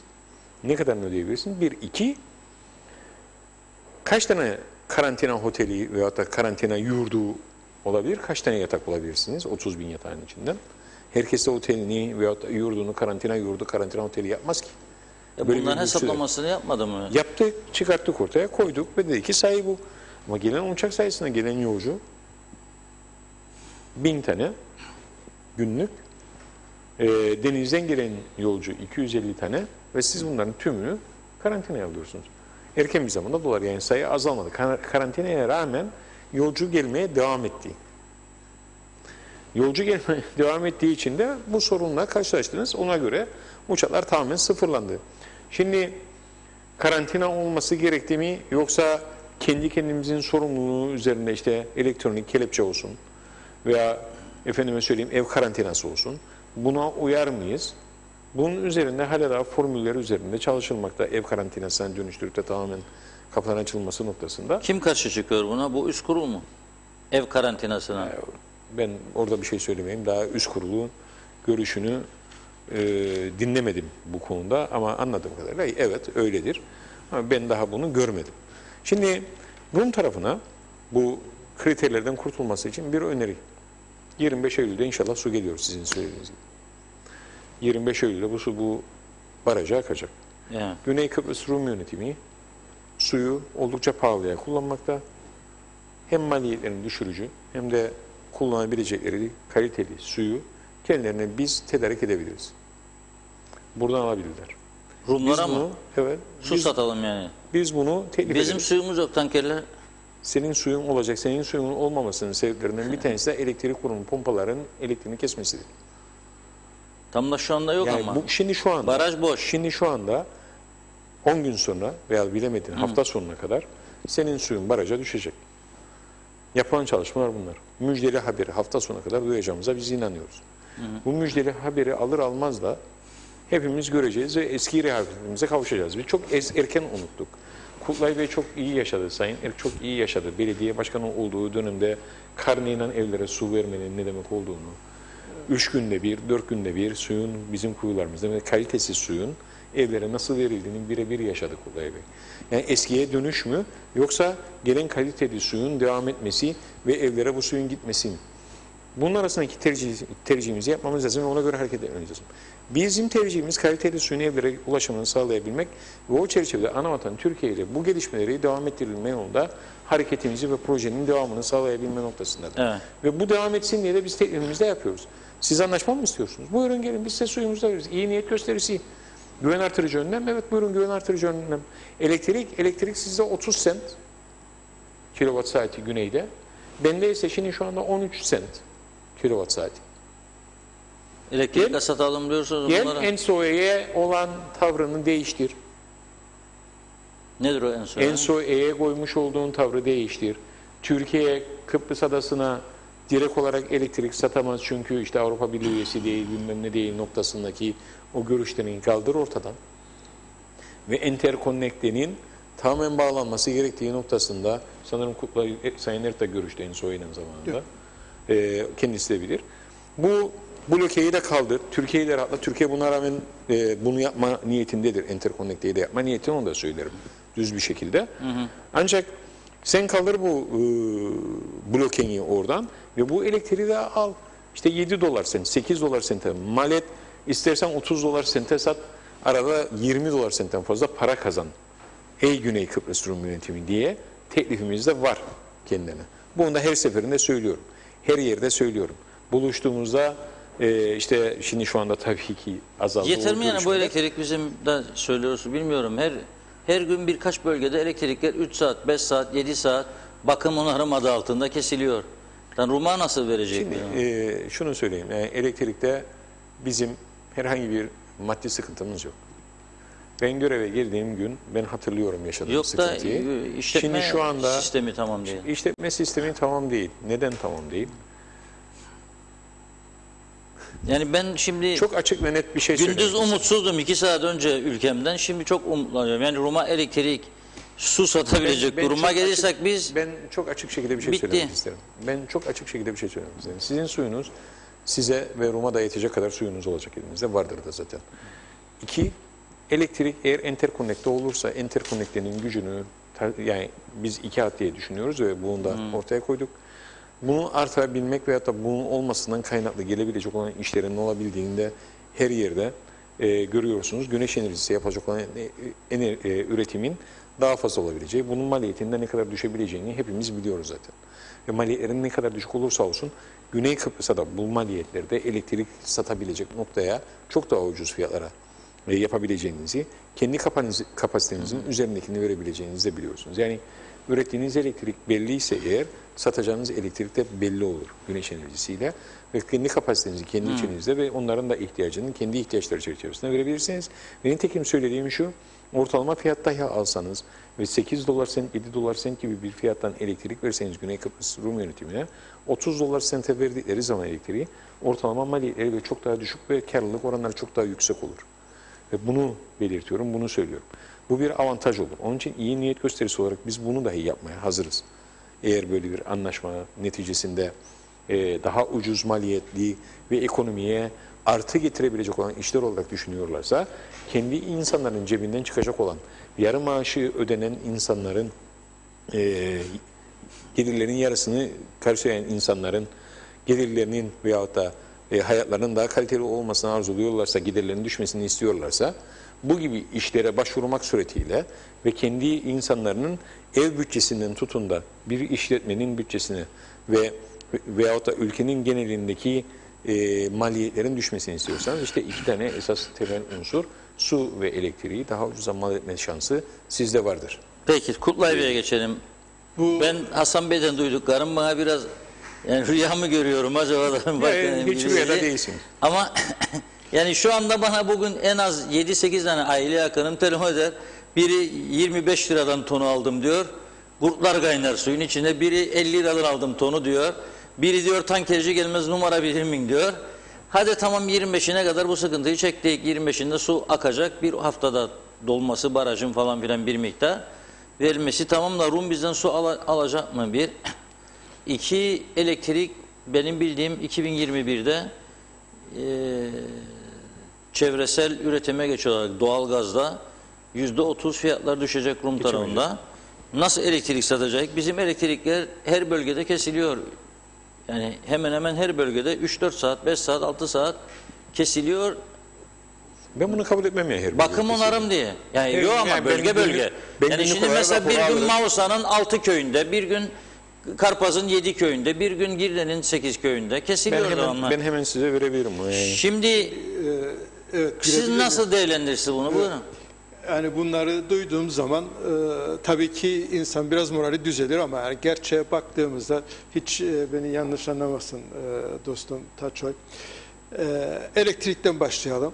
Enterconnect'e bağlansak yani Rum tarafı itirazını kaldırsa bu enterconnect'e sistemine bağlanabilsek evet yani biz de Rum tarafı da zaten bağlı olacağımız için daha düşük fiyattan elektrik tüketer bir duruma gelebileceğiz ama bugün bize Rum tarafı evet kabul ettim Enterconnect'e bağlanın dese Türkiye'den Kuzey Kıbrıs'a elektrik bağlantısının yapılması en az 1,5 yıldır. Onun özel döşeme sistemi vardır, özel gemiler vardır genellikle. Yani Norveçliler yahut da Japonlar yapıyor bu işleri. Doğru. Onlara sıraya gireceksiniz. İki gemi de boşluk içinde şu an. Sıraya gireceksiniz. İkisi de boşluk. Olabilir. Araştırması yapılmıştır. Gelecekler ve o kablo çekimini yapabilecekler. Dolayısıyla birinci madde Rumların itirazı kalkacak ki bu şey gibidir. KKTC'yi tanımak gibi bir durumdur. Onlar için pek öyle itirazı kolay kolay kaldıracağı benzemiyorlar. İkincisi de bir de süreç meselesidir. Dolayısıyla yarın öbür gün biz Rumlara elektrik satabilecek durumda değiliz. Ben onlara satmaktan bıraktım. Bize güvenilir ve emre amadeliği yüksek olan enerji sağlansındır istediğim. Emre amadeliği yüksek olsun. Dediğiniz gibi bakım onarımdır falan filan onlara ilgili kesinti olmasın. Güvenilir olsun. Yani trafolar ansın, patlamasın, hatlar bilmem kopmasın falan filan. Onlar olmasın. Ben ona razıyım bize gelsin ve yurttaş da fiyatı ne olursa olsun mecburen bu elektriği tüketiyor. Çünkü elektriksiz yaşayabilecek bir halimiz yok. Suya geldiğimizde su umarım 25 Eylül'de söylendiği gibi devreye girer. 25 Eylül değilse 1 Ekim'de devreye girer. Neyse neticede bu su bir gün yine akacak. Çok en fazla diyelim ki en kötü ihtimalle 1 ay içerisinde akacak. Bu su gelecek Tabii. evlerimize. Ama 75 milyon metreküptür yılda ve şu anda tarıma da gidemiyor.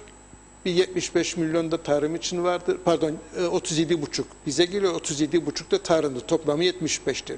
37,5'u evsel amaçlar için kullanıyoruz. Tarımın 37,5'u da daha ondan bir haber yok. Dolayısıyla bu 75'i tamamlarsak eğer Rum'un kapısına dayanıp diyebiliriz bizde su var. Arkadaşlar sen susuzluktan ötüyorsun sana vereyim diyebiliriz. Ama şu anda 37,5'u almaya çalışıyoruz. Umarım onu da bir an önce alabiliriz. Evsel kullanımı tamamlayabiliriz. Tarımı da takviye edebilirsek ondan sonra bunu gidebiliriz. Bu proje ilk konuşulduğunda yıllarca önceydi, en az 20 yıl önceydi diyebilirim. Bizim bir Richard Holbrooke'un Işıklar içinde uyusun. Onun bir Brüksel İş Adamları grubu vardı. Orada bu proje ilk konuşulduydu ve o zaman biz Rumların tepkisini gördüktü. Pek istekli değillerdi. Ve Richard Holbrooke'un bir şeyi vardı, sözü vardı Rumlara. Dedi ki Türkiye'den bu su geldi. Geldi sizin sınır kapısına ve sınıra kadar boruyu koydular. Vanayı da koydu Türkler. Açtı vanayı ve akıtıyor size sınırda. Yani siz halkınızı zapt edebilecek misiniz? Aman biz almayık bu suyu diye. Halkınızı zapt edebilir misiniz? Hayır. Onun için dediydi Richard Holbrooke o zaman Rumlara böyle ortodoks davranmayın dediğini çok iyi hatırlıyorum. Dolayısıyla bu 75 milyon metrekübü güvenilir bir hizmetle almaya başlayalım. Ondan sonra Rumlara bunu teklif edebiliriz diye düşünüyorum. Bu Kıptek'te sendikanın enerji kesmesi, hatları kesmesi durumu bence bir yönetsel sıkıntıdır. Ben Kıptek Yönetim Kurulu üyeliği yaptım. 20 sene kadar önce bu üyeliği yaptım. İlk de biz kestik. O dönemde kestik ve ilk de Cumhurbaşkanı Denktaş'ın ofisinden kestik. İkinci de Maliye'nin kestik. Ama yönetim kurulu oturup biz karar verdik diye. Bunu yönetim kurulu karar verebilmesi lazım. Bunu sendikaya bırakmamak lazımdı. Sendika zaten kendisi yani yasal yetkisi var mı? Var mı sendikan? Yok. Şimdi müdahil olabiliyor bir şekilde bunu yapıyor. Kimsenin de yasal konularla ilgili bir şey de olmuyor, girişimi de olmuyor ama her halükarda bunu yönetim kurulu oturup cesurca karar verebilmesi lazım. O zaman biz Başkanımız Mahmut Adiloğlu'ydu. Ben as başkan görevliydim. Mahmut Adiloğlu Denktaş'a çok yakın bir insandı. Maliye Bakanı'na, Salih Coşar'a olağanüstü yakın bir insandı. Tabii, aile. Yani kayınbirader enişteydiler. Evet. Ve onların enerjisini kestik biz. Yönetim kurulları bu kararı alabildik. Dolayısıyla yönetim kurulu bu boşluğu yaratmaması lazımdı. Şimdiki değil, daha önce de bu yaratıldı. O yarattı, şimdi devam ediyor diye.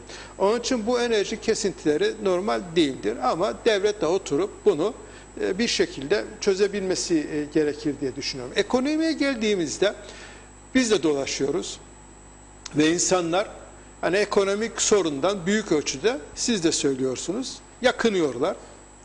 bir pandeminin getirdiği sonuçlardır ama unutulmaması gerekir ki Türk lirası da %30'lara varan oranda değer kaybetti. Euro 9'u aştı. Ya. Dolayısıyla insanların satın alma gücü de geriledi. Maaşı kesemesi, Rum tarafında maaşı kesti, indirdi ama satın alma gücünde büyük etkileri olmadı. Sizin burada zaten satın alma gücü mevcut maaşında geriliyor. Bir de keserseniz daha da geriler. Ha geriletirsiniz, neyi geriletirsiniz aslında? Maaşı gerilettiğinizde bileceksiniz ki pazar faaliyetlerini geriletiyorsunuz.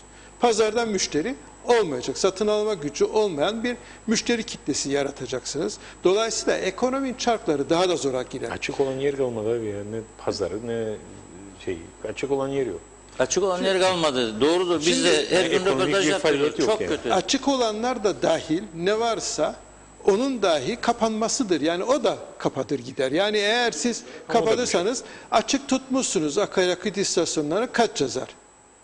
İnsanlar zaten çok da dolaşamıyorum da dolaşacaksın da vazgeçtim param yoktur der. Akaryakıt alma. Ha, devletin gelirleri neden arttı bu dönem derseniz bir etken evet güney veya dış pazarlara gitmedi Kıbrıslı Türkler. Dolayısıyla yerel pazarda alışveriş yaptılar. Şu andaki dönemde artmasının bir nedeni de şirketlerin gelir vergilerini ödediği dönemdir. Mayıs, Haziran, Temmuz dönemleri şirketlerin gelir Kruz vergilerini geceleri ödediği. durdu. Dolayısıyla onlar da ödüyorlar. Yüzlerce insan çıkardı seyahate. Onlar durmuştur. O paralar burada harcanır. Bir de akaryakıttan aslında devletin geliri düştüydü. Çünkü tüketim azaldıydı. O akaryakıttan gelir düşmesi bir şekilde pazar faaliyetleri tekrar faal hale gelince onu tamamlayabildi ve devletin KDV gelirlerinde önemli bir artış olabildi. Şimdi uçakları durdurduk. Bizim aslında tarihsizliğimiz o 75 günlük süre vardı ya kapandık ve pandeminin de sıfırlandığı veya virüsün sıfırlandığı o dönemde biz aslında tamam iyiyiz, kapandık, sıfırladık, açacağız. Açarken nasıl açacağızı konuşmamız lazımdı. Bunu hükümete yüklemiyorum. Herkes, hükümet de, muhalefet partileri de, çalışan ve çalıştıran örgütleri de beraber biz bunu açtığımızda fırsatlarımız nedir? Tehditlerimiz nedir? Güçlü taraflarımız nedir? Zayıf taraflarımız nedir diye konuşacaktık o 75 gün içerisinde. Evet.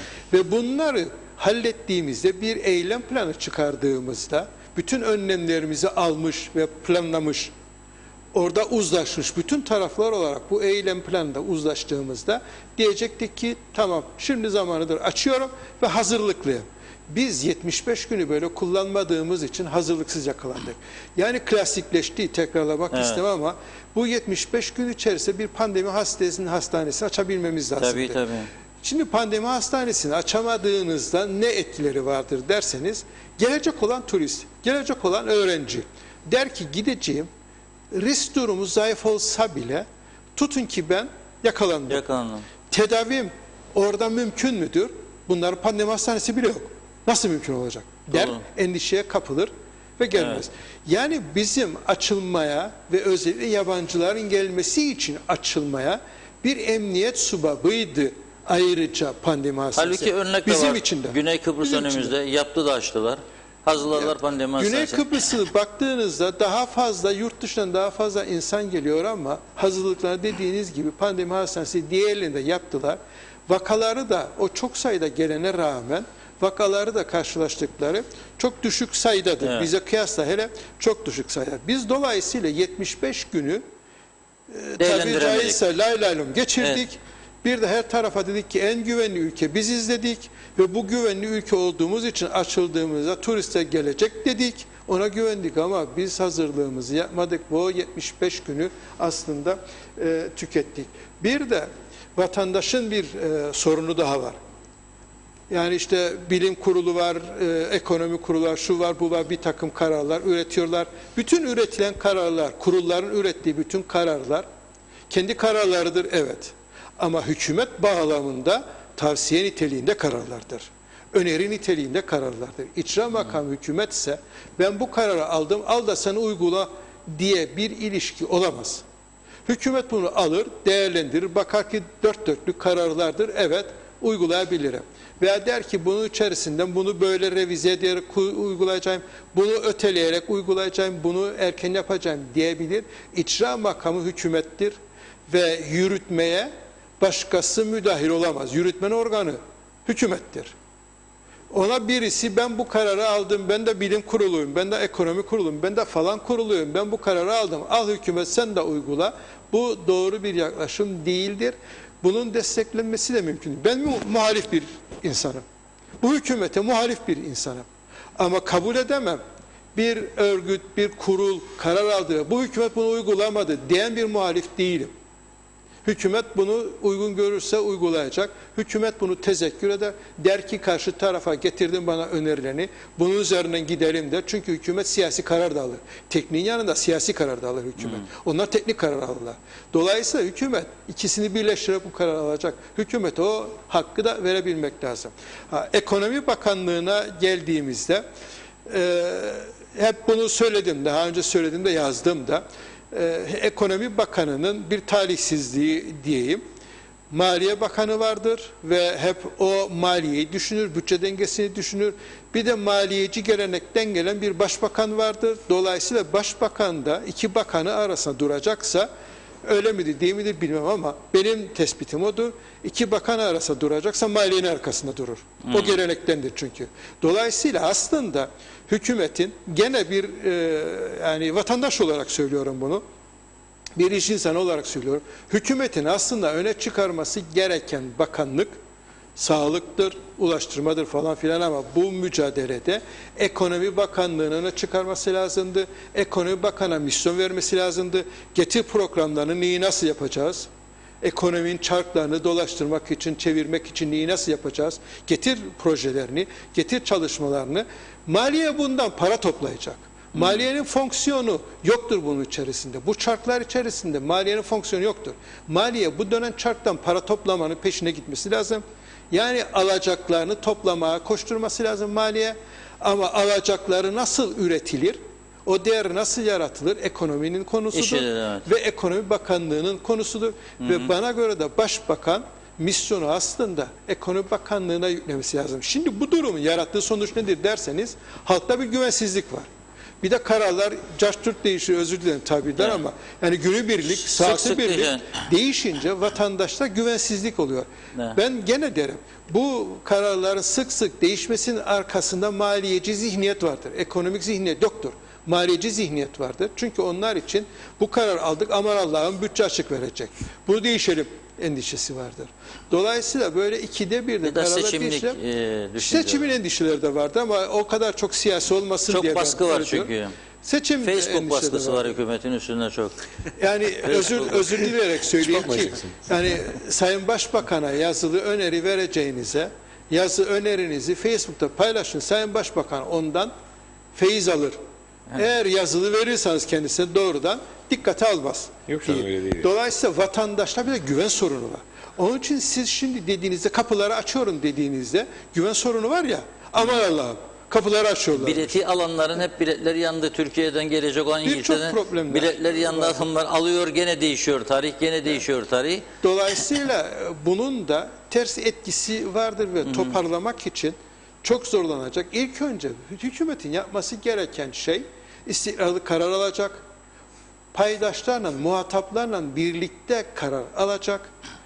Ben hatırlıyorum 1994'te çok büyük devalüasyonların olduğu dönemde Hakkı Hatun kabinesi vardı ve ekonomik önlemler almak için bir komite oluşturuldu. Bu komitenin içerisinde bütün siyasi görüşlerden teknokrat insanlar vardı. Ve onlarla beraber üretilmiş kararlar vardı. Şimdi de yapılması gereken o güven veriyordu. Şimdi yapılması gereken de muhalefetinin partileriyle, sivil toplum kuruluşları ki burada özellikle ekonomiyle ilgili sivil toplum örgütleri, odalar onlarla beraber birlikte bir karar alınması lazım, bir eylem planı çıkması lazım, o eylem planı uygulanması lazım. Uygulanırken arızalar çıkıyorsa yani onun bir stratejisi olur. Uygulanırken o stratejinin eğer farklılıklar çıkıyorsa taktiksel değişiklikler yaparsınız. Bu kelimeleri teknik anlamda kullanıyorum. Taktiksel değişiklik yapıp o stratejiyi sürdürebilirsiniz ve halkta da bir güven olur. Ama şu anda güven bunalımı olduğu için doğru bir karar da alsanız bile halkta o güven yok dersiniz. Gene yüzüne gözüne bulaştıracak. Doğru. Bunlardır. Bir ikincisi de yarın sabah Allah birine karar alacak Doğru. dedikleri Değişecek ortamda diye. hükümetin de işi zordur ama üzgünüm. Bu ortamı hükümet kendisi yarattı. Diyeceğim. Rum tarafının ekonomisinin üzerinde de bunun ters etkileri yok mudur? Evet, Rum tarafının ekonomisi de pandemiden etkileniyor. Rum tarafının ekonomisini Kıbrıs soruntusundan da etkileniyor. Bunu sürekli olarak Rum tarafına söyledik. Bırakın pandemi değil. Yani ondan da hiçbir şey yok, hiçbir sorunumuz yoktur. Kıbrıs sorunu çözmedik. Ve hep derdik. Yani çıktı bu Türk Silahlı Kuvvetleri'nin tankları. Sınır boyunda 500 metre gitti, 500 metre geldi. Hiçbir şey yapmadı ha. 500 metre gitti, 500 metre geldi. Senin turizmin çöker. O kadar kırılgan bir yapı vardır. Evet. Hiçbir şey yapmadı ve sen şikayet mi ettin? Oops, sorry diyecek. Bir hata yaptık, özür dilerik. Yani bir kötü niyetimiz de yoktu. Çalıştırdık biraz hareket olsun da yani alıştırma olsun. İşte tanklar hep oturuyor. Yani hareket etsin diye çalıştırdık da der size. Bir şey de yapmadık der size. Ama turizminiz çöker. O kadar kırılgan bir yapı vardı. Onun için Kıbrıs sorunu çözümü onların bugün çok övündükleri ekonomik yapı, sağlam ekonomik yapıları da kırılgandır. Tabii. Yani sürdürülebilir bir Bankalar ekonomi krizinde değildir. gördük bunu. Tabii İnsanların ki. paralar gitti. Tabii ki. Size bir soru var sorayım. Çünkü sonuna geldik programın. En son Hasan Bey'e de soracağım.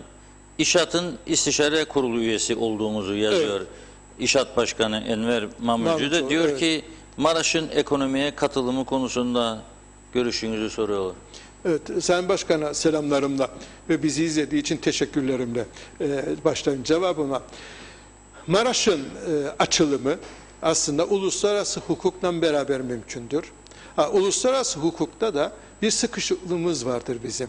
Biz uluslararası hukuk karşısında Birleşmiş Milletler kararlarının sıkışıklığını yaşıyoruz bir taraftan. Bir taraftan da Rumların AİHM'e müracaatları nedeniyle AİHM'in kararlarıyla beraber sıkışık yaşıyoruz. Ama baktığınızda AİHM'in kararları Birleşmiş Milletler'in kararlarıyla uyumlu değildir. Dolayısıyla bizim yapmamız gereken Birleşmiş Milletler'e gitmemiz lazım Türk tarafı olarak. Biz burayı aşmak istiyoruz. Siz bunu sizin yönetiminizde aşmayı diyorsunuz ama gelin bunu beraber yapalım. Çünkü biz bunu aşmadıkça AİHM karar alıyor. Ama siz bizi açmayın diyorsunuz. AİHM de o taraftan karar alıyor. Sanki açabilirmişiz, açalım gibi. Ve diyeceksiniz ki AİHM'in kararlarının da uygulanabilmesi için, uygulanabilenlerin uygulanabilmesi için evet bunu açalım. Kıbrıs sorunu çözülmedi. Bizim yönetimimizde ama sizinle işbirliği içinde açalım demek lazım Birleşmiş Milletler'e. AİHM'e gitmek lazım ve demek lazım. Sen burada kararlar üretiyorsun ama farkında mısın ki aslında bunu kapalı kalmasını sağlayan ve bizim de elimizde olmasına rağmen dokunamadığımız neden Birleşmiş Milletler kararlarıdır. Onun için sen de bir relans ve bir ara ver bize ve biz Birleşmiş Milletler'le beraber bunu uluslararası hukuku çok fazla kırık dökmeden açmanın, Birleşmiş Milletler'le beraber açmanın yolunu bulalım dersiniz. Ondan sonra bunu açmaya kalktığınızda tabii ki kararda eski yerleşiklerine açmaktır. Eski mal sahipleri değil karar, eski yerleşikleridir. Dolayısıyla kiracılar gelebilir ama orada yaşamayan ev sahibi varsa, mal sahibi varsa değil, gelemez ilk elden. Ama dersiniz ki açıyorum, eski yerleşikler gelsin diyebilirsiniz. Vakıfların mülkiyet hak iddiası vardır, bekleyelim o da neticelensin. Neticelendikten sonra uygulamaya girelim. Ama bir an önce Maraş'ı yerleşimi açtığımızda evet, Sayın İşat Başkanı'nın dediği gibi ekonomiye katkısı çok önemli olacak. Kıbrıs sorunu çözüme de katkısı, tarafların birbiriyle teması, birbiriyle iş yapması, madem ki istiyor, birbiriyle yakınlaşması sürecini çok hızlandıracak. Birbirimizi daha anlayacağız ve geleceğe yönelik olarak da bu bir uygulama testi olacak. O yönden de bir faydası vardır ama ekonomiye de önemli ölçüde katkısı var. Mausa Limanı gemilerle dolacak değil. Yani o kadar bir etkisi olacak ki çok büyük etkisi olabilecek. Turizm faal olacak, çok faal olacak turizm ve biz de o turizm faaliyetlerine elbette ki toplam pazar, Güney Pazarı, Kuzey Pazarı, oradaki turizmden iki pazar da hareket olacak. görecek. Umarım bunu uluslararası hukuku kullanarak yapalım. Hep örnek olarak veriyoruz. Taşınmaz Mal Komisyonu daha önce Mal Tazmin Komisyonu olarak kurulduydu ve bunu Avrupa İnsan Hakları Mahkemesi kendi hukukuna uygun görmediği için bir çare olarak kabul etmedi Mal Tazmin Komisyonu'nu. Arkasından Taşınmaz Mal Taşınmaz Mal Komisyonu kurduk. AHİM'in kararlarını kullanarak AHİM üyeleriyle de görüşerek nasıl yapabiliriz diye onlarla beraber şu sentezde bir şey yaparsanız evet bunu biz kabul edebiliriz muhatap olarak dediler ve hatta daha fazlasına söyleyeyim.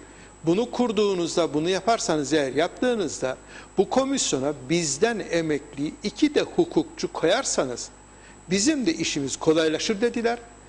Ve Mal Tazmin Komisyonu'na Taşınmaz Mal Komisyonu kurduk. O yasayı yaptık. Onlarla beraber Taşınmaz Mal Komisyonu'na 2 tane de Avrupa Birliği'nin AHİM'den emekli 2 yargıç da konuldu ve muhataplık tesis ettik. Ama çalıştıramadık bu komisyonu. Son dönemde de çalıştıramadık. 3-4 yıldır çalıştırmadık. Çalıştırsaydık çok farklı olacaktı. Maddi kaynağını temin etmemiz lazım. Dolayısıyla öyle bir örnek vardır ki uluslararası hukukun erbabıyla beraber çalıştığımızda sonuç üretebildik. Maraş'ı da uluslararası hukukun erbabıyla Birleşmiş Milletler ve AHİM'le beraber çalışırsak o zaman Kıbrıslı Türklerin yönetiminde ve Birleşmiş Milletleri ile beraber işbirliği içerisinde bunu açmak mümkündür diye bir iddianın sahibiyim. evet, çok teşekkür ediyorum. Hasan Bey'le kapatalım bir soru. Eylül sonu maaşlara garanti bakarım çünkü 11 Ekim'de seçim var. Ekim sonunda maliyenin gelirleri gene dediğiniz de şimdi ocağından aynıdır hatta dahil oldu. Biz onların tedbirini aldık. Aldınız değil mi? Yani Ekim sonu bir sorun olmaz. Hiçbir sorun 13'üncüler? 13. maaşta? Biraz daha uzağa gidersek artık 3 ay sonra sayittim. 2020'de konuşuruz. 3 ay sonra 2021'de bütçede oldukça fazla derinlikler olacaktır. 3 milyara yakın bir derinlik görüyoruz. Yani orada bir boşluk görüyoruz. 3 milyar yakın.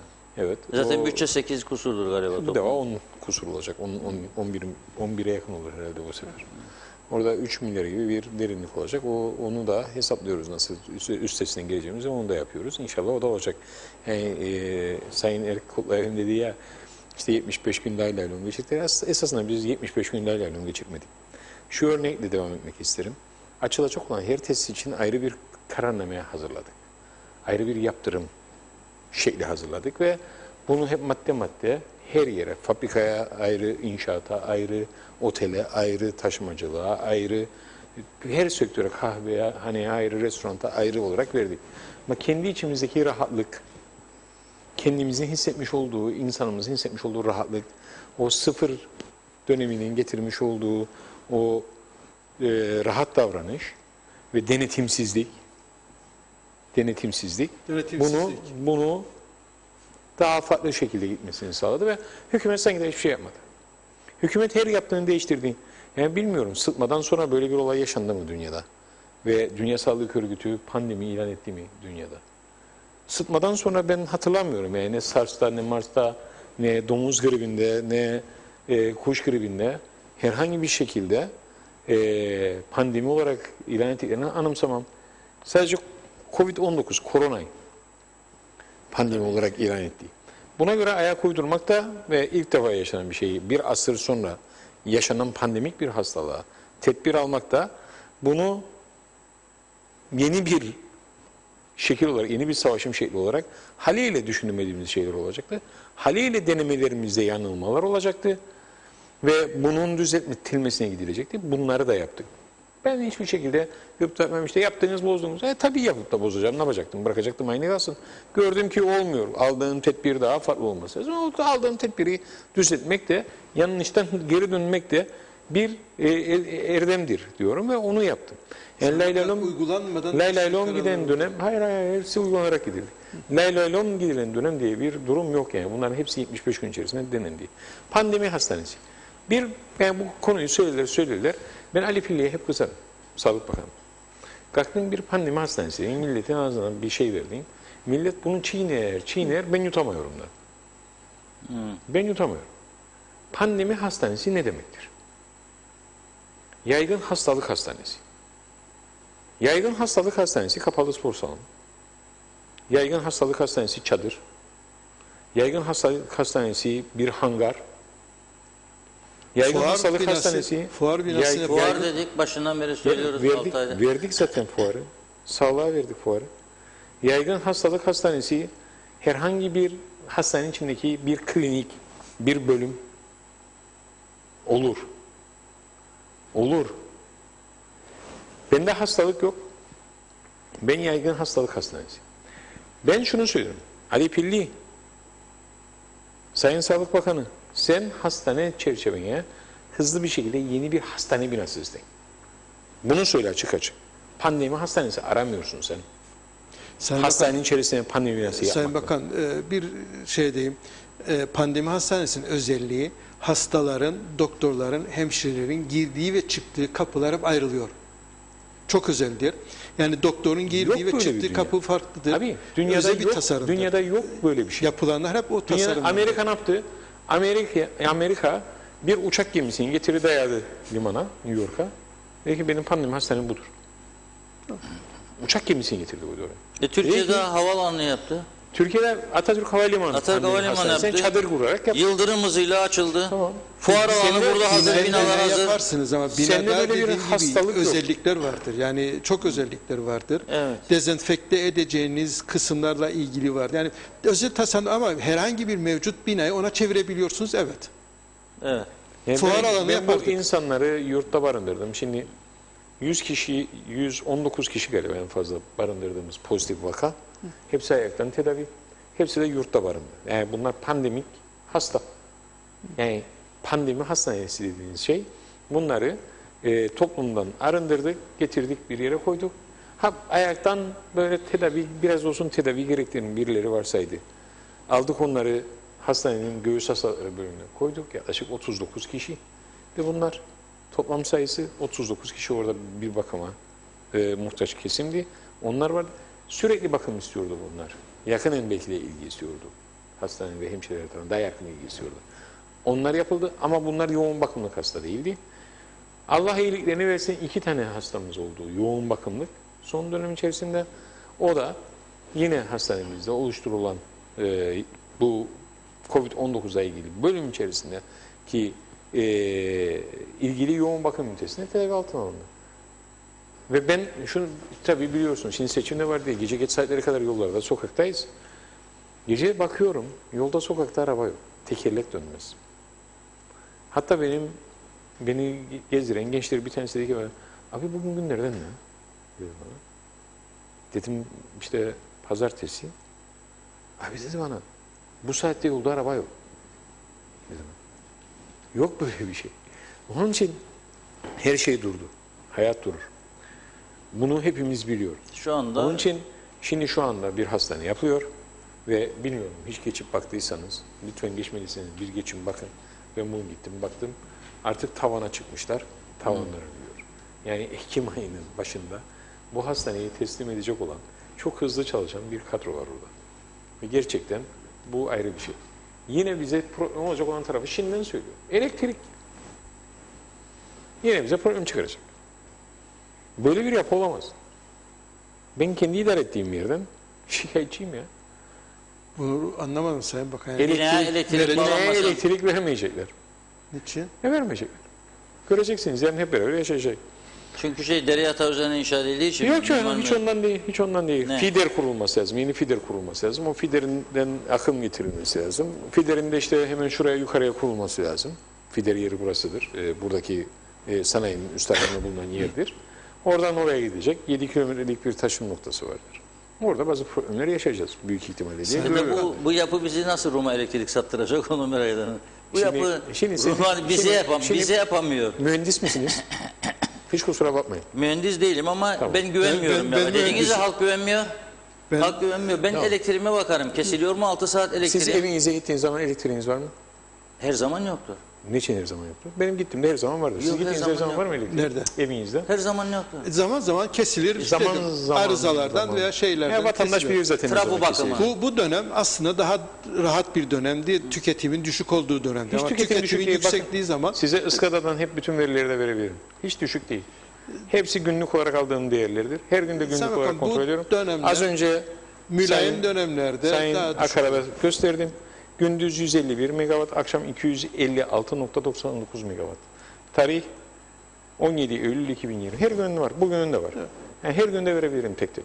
Hiç önemli değil. Ama bu çerçevede gider. Aralığa Elektrik tüketimi. geldiğimizde bu 350'lere çıkacak. Şimdi bunların hepsi denilmiştir. Biz hep bütün istatistikleri tutuyoruz zaten. Sen bakın, Gerçekten tutuyoruz. benim sorunum şudur. Bu pandemi hastanesi yapıldığı süre içerisinde Bugün üzücü başka bir şey olduğunu söyleyeceğim de söyleyemiyorum. elektriğinin de yapılması için paralel bir çalışma olmadı mı Olmadı ki? mı? Paraleldir bu zaten. tavana Paraleldir. çıktı. Paraleldir. Projesi hazır, her şey hazırdır. Parası da hazırdır. Uygulaması. Uygulamasındadır hata. Uygulamasındadır zorluk.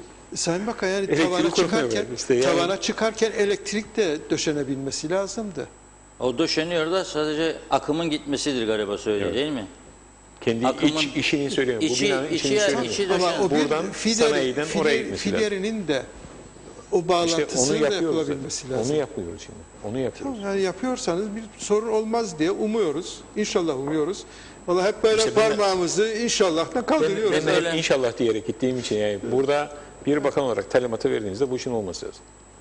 Ben öyle görüyorum. Ben öyle de olmasını isterim çünkü bu memleket meselesi. Benim meselem değil, Hasan Taçoy'un meselesi değil. Ne de Ersin Tatar'ın meselesidir. Bu memleketin meselesi.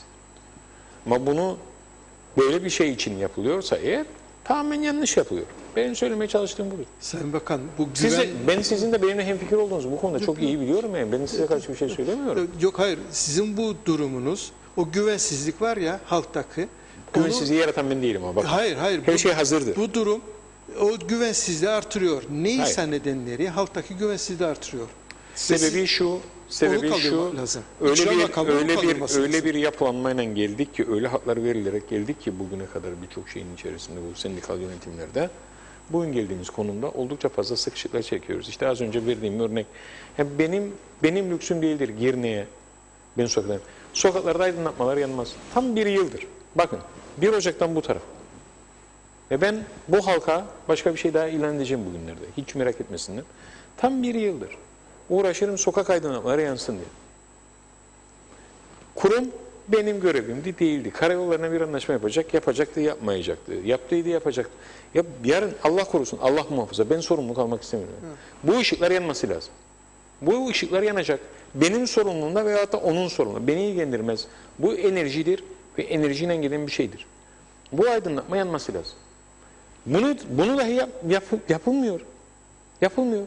Bu elektrik kurumunun sorumluluğudur. Elektrik kurumunun sorumluluğu değil esasında. Karayollarında Ama tartışılabilir. elektrik kurumunun kendisinin bu konuda sorumluluğu hissetmesi gerekir. Ve sorumluluğu üzerine alması gerekir. Çünkü bu insan hayatının ilgilerinden bir husustur. Sayın Bakan, Onun yoksa bir ünitesi bunun yapsın, Zamanında oldu sen ya, yapacaksın. yetkileri dağıtılır. Her Bele- yemek geldiğinde yok. belediyelerdeydi. Bu telekonumdu. belediyelerdeydi. Aldılar. Aktarıldı. Elektrik Sokak kurumu. aydınlatmaları. Sokak aydınlatma. Ama Karayollarına bağlı olan yerler karayolları. bakın karayolları da elektrik kurumuyla bildiğim hatırladığım kadar karayolları da elektrik kurumuyla karayolları. protokol imzaladı ve devretti diye biliyorum. İmzalamadı da. İmzalamaya çalışıyoruz. Gayret ediyorum. O zaman onu halletmemiz İmzalamadık lazım da. Ama parasını devlet alıyor. Tüketilen enerjinin parasını devlet alıyor. Ben lazım bunu geri döneyim. Yanmadığı için geri iade edeyim halka. yani. Öyledir. Yani özür dilerim ama bu böyle. Bunun geri iade edilmesi gerekiyor. Neyse yani siz muhalifken bana görev düşmüyor muhalefete. Hayır bu Bana konuda düşüyor. muhalefet değil. Bu konuda bunu bu espri konuda olarak işin esasları var. söylüyorsunuz. Ben sorarım. Ve arkadaşlar siz hiç mi eve gitmiyorsunuz? Hiç mi evinize gitmiyorsunuz geceleyin? Hiç mi yola çıkmıyorsunuz geceleyin? Gördüğünüz zaman bir sokak aydınlatması yanmaz. Bu sizi rahatsız etmiyor mu? Ben bu soruyu soruyorum. Yani kendi canımızdır. Bu başkasının canı değil. Yani bu fırsat var, bu imkan var. Ben bunu yapmıyorum. Bunu Veyahut siz da yaptırmıyorum. niye kurumda şimdi bunu Ulaştırma Bakanı ile Enerji Bakanı oturup birlikte çözmesin? Niye karayollarıyla elektrik kurumu protokol imzalasın? Çünkü Ulaştırma Bakanı ile kurum- Enerji Bakanı protokol kurum- imzalasın, bitsin bu iş. Fasıl 171 emir teati eder ki orası bir kamu iktisadi teşekkülüdür. Kurumdur. Elektrik kurumu bir kurumdur. Bakanın yönetiminde olan bir yer değildir, yönetim kurumunun yönetiminde olan bir yerdir. Yani kalkıp ben bakan olarak orada idareten herhangi bir talimat veremem. Ha, bana bağlıdır. Sorumlusu benim. Yönetim kurulu siz atıyorsunuz. Stratejilerini ben belirlerim. Stratejilerini ben belirlerim.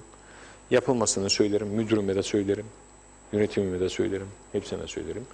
İmza etkisi müdürümündür. Devamlı olan kişi odur. Müdürümün bazı anlaşmaları yapması lazım. Iskata üzerindeki fiber optikler. En basit. Evet. Kiralanır mı, kiralanmaz mı? Telefon devresini. Kiraladım, ben kiraladım zamanla. Ulaştırma Evet. Bakanı iken. 2010, 2009, 2010. 5 yıllığına. Sözleşme bitti. 2014-2015'ten beri hala da uğraşırız. Yeninin kiralanmasının yapılmasına. Kurum bunların kullanılmasını istemez. Ama üzerine hat geçiyor şimdi şu anda. Evet. Telefon dairesi kullanabiliyor. Ama sözleşme olmadığı için buradan herhangi bir gelir elde etmiyor kurum. Ya arkadaşlar gelin bir gelir elde edelim buradan diyoruz. Yapın bir anlaşma. Bitsin bu iş. Ben istediğim kadar güçlendiririm Iskada'yı. Fiber optik. İstediğim gibi güçlendiririm. Madem elimde bu hizmet var. Bu teknoloji de var. Bunlar var. Tümü var. Bunları yapabilecek konumdayız biz. Bunların olması gereken işlerdir. Neyse. Konuyu saptırmayalım. yapın saptırmayalım. şey- Gelelim belli bir noktaya Bir kadar. muhalifiniz Biz olarak gördüğümüzü siz ancak söylüyoruz. yapın. De Burada kolay bir gelsin yapı var, diyoruz. seçimler var diye böyle bir olay varsa eğer ve yapılıyorsa bunların tümü ben söylüyorum ki yanlış yapıyorlar. Yanlış yapıyorlar ve bu yanlışlığı da sendikal veyahut da neyse onların yapması da beni ayrıca bir üzer. Onun için bunların yapmış oldukları işin sadece seçimlere yönelik olmadığına inanmakla kendimi inandırmak istediğim için bunu söylüyorum. Seçimlere yönelik olmadığını iddia ediyorum ve diyorum ki gelin bu yanlıştan hep birlikte bir şekilde dönelim. Hep birlikte dönelim. Bakın kendimi de katıyorum işin içine. Hiçbir sorun olmamasına rağmen hep birlikte dönelim ve halkımıza hakkı olan hizmeti layıkıyla verelim. Kurumun bugün hep bütün mahsuplaşması devletle yapılmıştır. Televizyon kurumundan alacaklarının hepsinin taksit indirmesi yapılmıştır. Vakıflar idaresinden alacaklarının tümünün hepsinin anlaşması yapılmış, taksit indirmesi yapılmıştır. Belediyelerin birçoğuyla hep bütün anlaşmalar yapılmış, taksit indirmeleri yapılmıştır. Taksitler ödeniyor mu? Ödeniyor. Yani BRT taksitlerini Hepsini ödüyor ödüyor. mu? Devlet öder zaten, devlet bütçesindendir. Devlet ödüyor. Vakıflar da kendi bütçesini ödüyor. Bunların tümü ödeniyor. Bakınız, bila istisna, hepsi tümü ödeniyor. Su işletmelerinin borcu var. Su işletmelerinin borcu 30 sene öncesinden gelir. Kuyuların borcu 30 yıl öncesinden gelir. Birikmiş olan borçları, şimdi şu anda 5 milyon da işte faizlerin birlikte 17 milyon mu ne oldu galiba bu borçlar. Bunun tahsilatını talep eder. Burada ben hatta derim belki de suç meselesi bile var işlerinde. Tamam bir çizgi çekeceksek çekelim çizgiyi, bitirelim orada onu yapalım diyorum arkadaşlara. Tümüne de söylüyorum. Teklif olarak koyuyorum ortaya. Çünkü su meselesi bugün oluşan bir şey değil. Yine zamanda yapılmayan denetimlerden oluşan ve birikmiş olan bir elektrik parası. Ama bugünkü üretimi sen bu şekilde durduramazsın. Bugün adam bir fidan ekerse ve bunu sorması gerekirse ve elektriği kesilirse diğer taraftan geçmiş borcuna mukabil sen bunu yapmaman lazım. Sayın Bakan, bu su ünitelerinin borcunu maliye ödesin, devlet alsın üstüne ve su üniteleri devlete öyle değil ödesin. çünkü bunun paraları da tahsil edilmiştir birçoğunun başka taraflardan. Tamam Sayın Bakan. Bunu yapacak olan başka bir Evet, neyse. Bu neyse. konumuz Ama değil. yani bu konu bu uzar memleketinde su işi biten, elektriği işi kuyuların biten. elektriği yoktur ve çalışmıyor, susuz kalıyoruz. Ben öyle neticede. anlıyorum ki yani devlet sendikalar karşısında çaresizdir. Çaresiz değil, çaresi var. Nasıl var? Çaresi var. Gösterin çareyi o zaman. Gösteriyoruz. Lockout kararı çıkarın. Gösteriyoruz. Sendikaların Lockout, etkisini, gücünü grev düşürün. yok ki lockout koyasın. Sendika nasıl? grev İstediğin yok. eylem yapıyor size. Geçen hafta yaptı. Pat diye gidiyor eylem var burada dedi. Kapattı 2 saat. Siz tam olarak takip etmiyorsunuz. Cumartesi başka günü şeyleri. hayır elektrik kurumunun önünde pazartesi sonu. sabaha kadar yaptı. Hafta sonu. Yaptı yani yapıyor. Ama tümü değil. Yani niyet Bezden varsa kapalı. Bir olur. yönetim boşluğu. Valla ben 30 yaratmamaya senedir çalışıyoruz. özel boş mi ver. özel mi diye tartışma diyorum. Her parti hükümet programına koyduğu elektrik kurumuyla telefonun Özelleştirmeyeceğini de söyledi. Özelleştirilmesi mi? Özelleştirmeyeceğini de söyledi. Özelleştirilmeyecek dendi, özelleşecek dedi. Özel dedi, o da olmadı. Hiç öyle bir şey de demedi. Özelleştirilmeyecek. Neyse o devam edecek dedi. Bu şekilde. Hatta %45-55. Bu şekilde devam ederse o da size yine istediği bir memlekette iki oynayacak. ayrı devlet olmayacak Kıbrıs'ta, Kıptek de özelleşmeyecek. İki ayrı Kuzey devlet Kıbrıs. olacak Kıbrıs'ta çünkü vardır. Ve bundan da gurur duyarım. Evet, çok İki ayrı teşekkür ediyoruz. devlet şekli var ama yani bir Ağırlıklı tanesi olarak Kıbrıs konusunu konuşacak dedik ama iç konular ağır bastı. Belli ki Sayın Bakan'ın da dertleri var. yani Ekonomi bir Bakanı dokun, bir olarak ah bu işi süreçte gibi çok oluyor. dikkat kendisinden habersiz birçok işler yapıldı. Onun Her programları sendika kendi başına. yürümedi. Her şeyi de söylediniz ya. Üst kurul o üst kurul aldı. ayrı. Yürümedi. O tamamen Farklı konulara. genel anlamda hep gene tekrarlamış olacağım ama yani bu süreçte öne çıkması gereken, hükümet içerisinde öne çıkması gereken bakanlık Ekonomi Bakanlığı olması lazım. Tedbirlerin hepsini aldık. 2 tane paket açıkladık. 3. paketi Öne çıkması açıklarken de bu gerekirdi. engellendi. Maliye Bakanı arkadan gelmesi lazımdı. Maliyenin bütçeyi öyle dengeleyin, böyle dengeleyimden ekonomi üzerindeki birlikte yaptık biz her projelere şeyi. Kolay. stopa basması doğru olmadı diye bir yorumum Evet, vardır. çok teşekkür ederiz. Belli Sayın Ataçoy'da belli ki bazı rahatsızlıklar ama hepsini telaffuz edemiyor burada. Haklıdır, Çünkü evet. Estağfurullah, ben tenezzül hükümet ederim. Hiç öyle sıkıntı olmaz. üyesidir. Seçim de var. Çok teşekkür ediyoruz katıldığınız için. Teşekkür ederiz. İzleyicilerimize de teşekkür ediyoruz, bizi izleyenlere. Bir aile sorular vardı ama yani konuşmalar hep birlikte izledik. Onlara fırsat düşmedi. Çoğu soruları ben buradan yönlendiremedim ama konumuz zaten bu akşam ağırlıklı olarak Kıbrıs sorunu, federasyon mu, konfederasyon mu, iki devletli çözüm mü, onunla başladık. İç konulara geldik. Dolayısıyla şu anda önümüzde ciddi bir süreç vardır. Hem Cumhurbaşkanı seçimi hem suyu bekliyoruz. 25 Eylül'de Türkiye'den su akışı başlayacak mı, başlamayacak mı? Elektrik konusunda zaten gelişmeleri izliyoruz. Yeni proje. Interconnector projesi. Evet, yıl sonuna kadar da onun hazırlanacağını söylüyor Sayın Taçoy. Bunları yine önümüzdeki programlarda tartışacağız. Herkese çok teşekkür ediyoruz. İyi akşamlar.